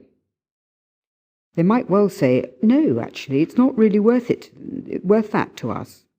But that's what we are being asked to do. We are being asked to forego that £21,000 without real, proper reason to back up and say it's worth £21,000. I must confess. I mean, I think it's not clear, and I think we're fudging it if we say, oh well, let's give it to them £7,000. I don't think we should do that. So I throw that into the debate at this point for people to think about. Councillor Nicholson. Yeah, I think the problem is, I mean, you're right. I know the community group that's looking for this community asset transfer is looking at one part of it. At the moment, it's been a tenant since the very start of North West Resource Centre's opening as North West Resource Centre. But that was as an initial, just so they could get in there. But what's happening is there's all these other small community groups that want to link up in that and then look at the whole asset as the asset as a whole anyway. And this is where it gets kind of mixed up. You've got Aberlour there, they pay 7,000, whatever it is, whatever Adam said it was, I don't know, but 7,000 odd pounds for the unit they're in there now for the 3 offices. And that's at a subsidised rate at the moment. But what they want to do is a new agreement into a larger area with more offices, bigger floor space for the same amount of rental. Which the rental value is, it's like a new tenant coming in from off the street, if you want, for that place. Its value is £28,000, but it's now getting rent for £7,000, which is 25%, and then that's what they want. And in the meantime, what you've got is here, you've got learning support in there, using all that space, and it's just enough for, you know, the kids, the vulnerable kids and that, and they've got a side entrance for them to come in, so there's anonymity about what's happening in there and child safeguarding. They have to move out and move into the 3 office space, which is a lesser space, and they'll be in the same rental. Get done. I think I'll try and respond as best as I can to many points that have been raised. I think the first thing to say would be that the council are committed to the long-term lease or asset transfer of the entirety of North West Resource Centre by the 1st of April next year. So by the 1st of April next year, this asset we are aiming to basically have under the control of another organisation. So we have 9 months to reach that point. At this time, Aberlour are occupying 3 offices, and it's costing, well, they're paying us £7,236 a year. As members have rightly highlighted, within Longclidden House, the area that Aberlour have requested to move into, at the moment, it's occupied by the Council's Support and Learners team, whereby they have 12 staff who are making use of 4 offices and a group workroom. The other spaces within that area aren't used by the team. So the Support and Learners team themselves are going through a change, and indeed their needs are changing. The service is being redesigned, and the service management have confirmed really that by the summer holidays they're all going to need to use the group workspace that they're currently using with learners is going to come to an end. In terms of the 12 staff who are based within that area of the building, there is going to be space to accommodate them within the main building, particularly using the space that would be vacated by Aberlour. Now, Aberlour are an organisation who are interested, like many others, of remaining on site at North West Resource Centre. They do see themselves as part of the long-term solution for that building, and they have committed to working with the council to achieve that.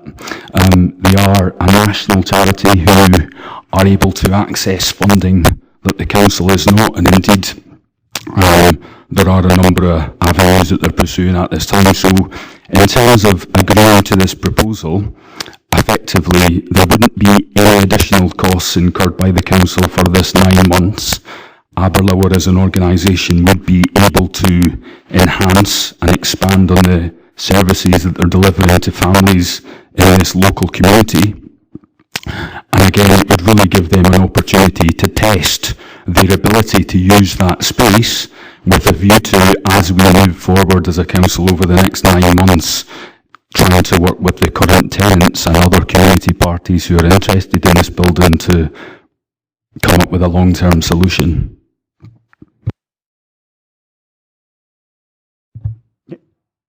Councillor Crothers?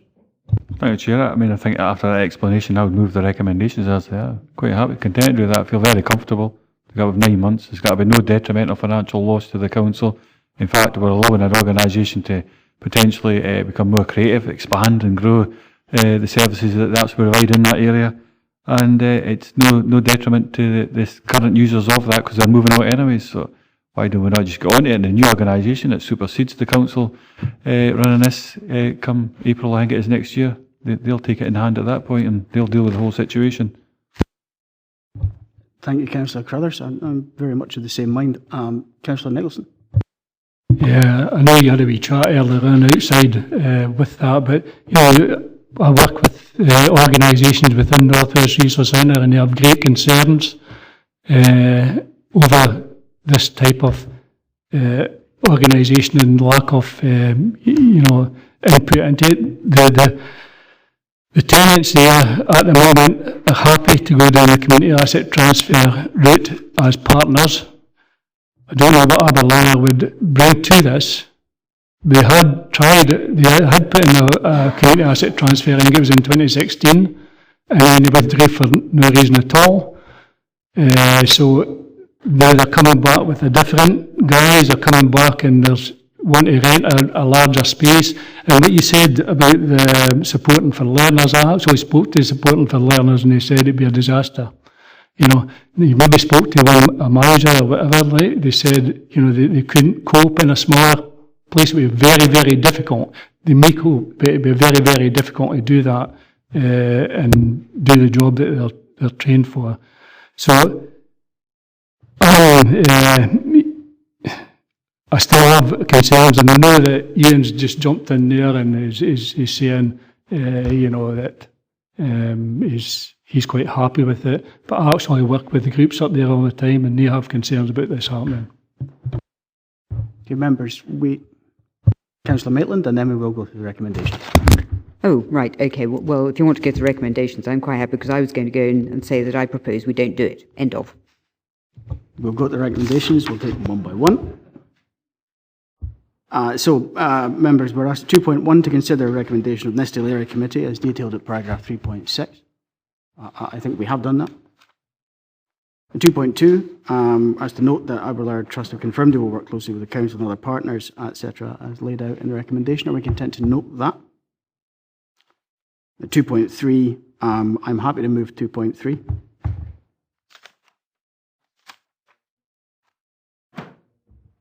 And we have a number of members, I think, are otherwise minded. Councillor Nicholson, you wish to? No, I propose that we just simply leave it at that. You can either leave it at that, or you can say we decline on the basis that it's not been made clear to us why we should provide a rent at less than market value. I'll second that. And on this occasion, you have a seconder.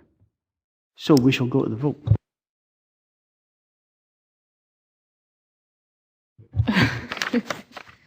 So the motion is for the recommendation as per the committee report proposed by Deputy Leader, seconded by Councillor Crothers, and we have an amendment that we do not agree 2.3, and that we should decline the offer of a short-term lease at that rental. So and that wouldn't deliver on the agreed budget saving decision. That again, Councillor? That wouldn't help deliver on, if you look at the second part of that 2.2, help deliver to the agreed budget saving decision. That wouldn't. Taking £7,000 wouldn't help. But amendment to 2.2 as well, that it would not help deliver the budget saving. Okay.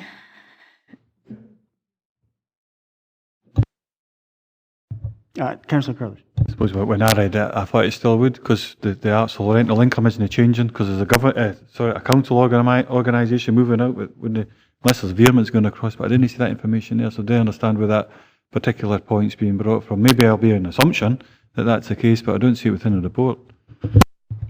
Darren, if it's for clarity. Keen to highlight that Aberlour have confirmed themselves if they don't receive this additional space within this facility, they will have to look elsewhere. So indeed within the current business year, if Aberlour were to leave us and we want to receive the £7,236 income, of course we wouldn't be able to deliver a balanced budget at North West Resource Centre. In terms of supporting the council to delivering the agreed saving, which is implemented from the 1st of April next year, if Aberlour's not going to be on site, if they're not going to be one of those anchor tenants as part of a community asset transfer or long-term lease agreement with a group of organisations, nobody has really came forward to suggest that they'd be interested in taking on, including house, that area. So indeed we may be in a position whereby we can't deliver on the saving because we don't have someone to take Including House on. Okay. Councillor Wilson, I'm conscious we do have a motion amendment on the table. However, if you wish to... Sorry, just on the basis of that, just on the basis of that information, how much do Aberlour pay at the moment? £7,236.66. But they also in 2016 gave the same message. Okay, members, I think we will go to the vote. So we are clear on the terms of the motion amendment. If Rona can read them out again. Okay, the motion is as per the committee report. The amendment amends 2.2 on the grounds that it would not deliver on the agreed budget savings, and at 2.3 it will not agree, but it would actually decline the short-term lease. Okay, so Deputy Leader. Motion. Leader. Motion. Councillor Campbell. Motion. Councillor Crothers. Motion. Councillor Dempster. Councillor Dryborough. Councillor Fairbairn. Motion. Councillor Johnston. Motion. Councillor Little. Motion. Councillor Maitland. Amendment. Councillor McClelland. Motion. Councillor Nicholson. Councillor Thompson. Motion. Councillor Wilson. Amendment. Thank you. Everybody voted? Yep. The motion is carried 11 votes to 3. Thank you, members. I have no further business, no urgent business today. Thank you for your attendance and your input as always.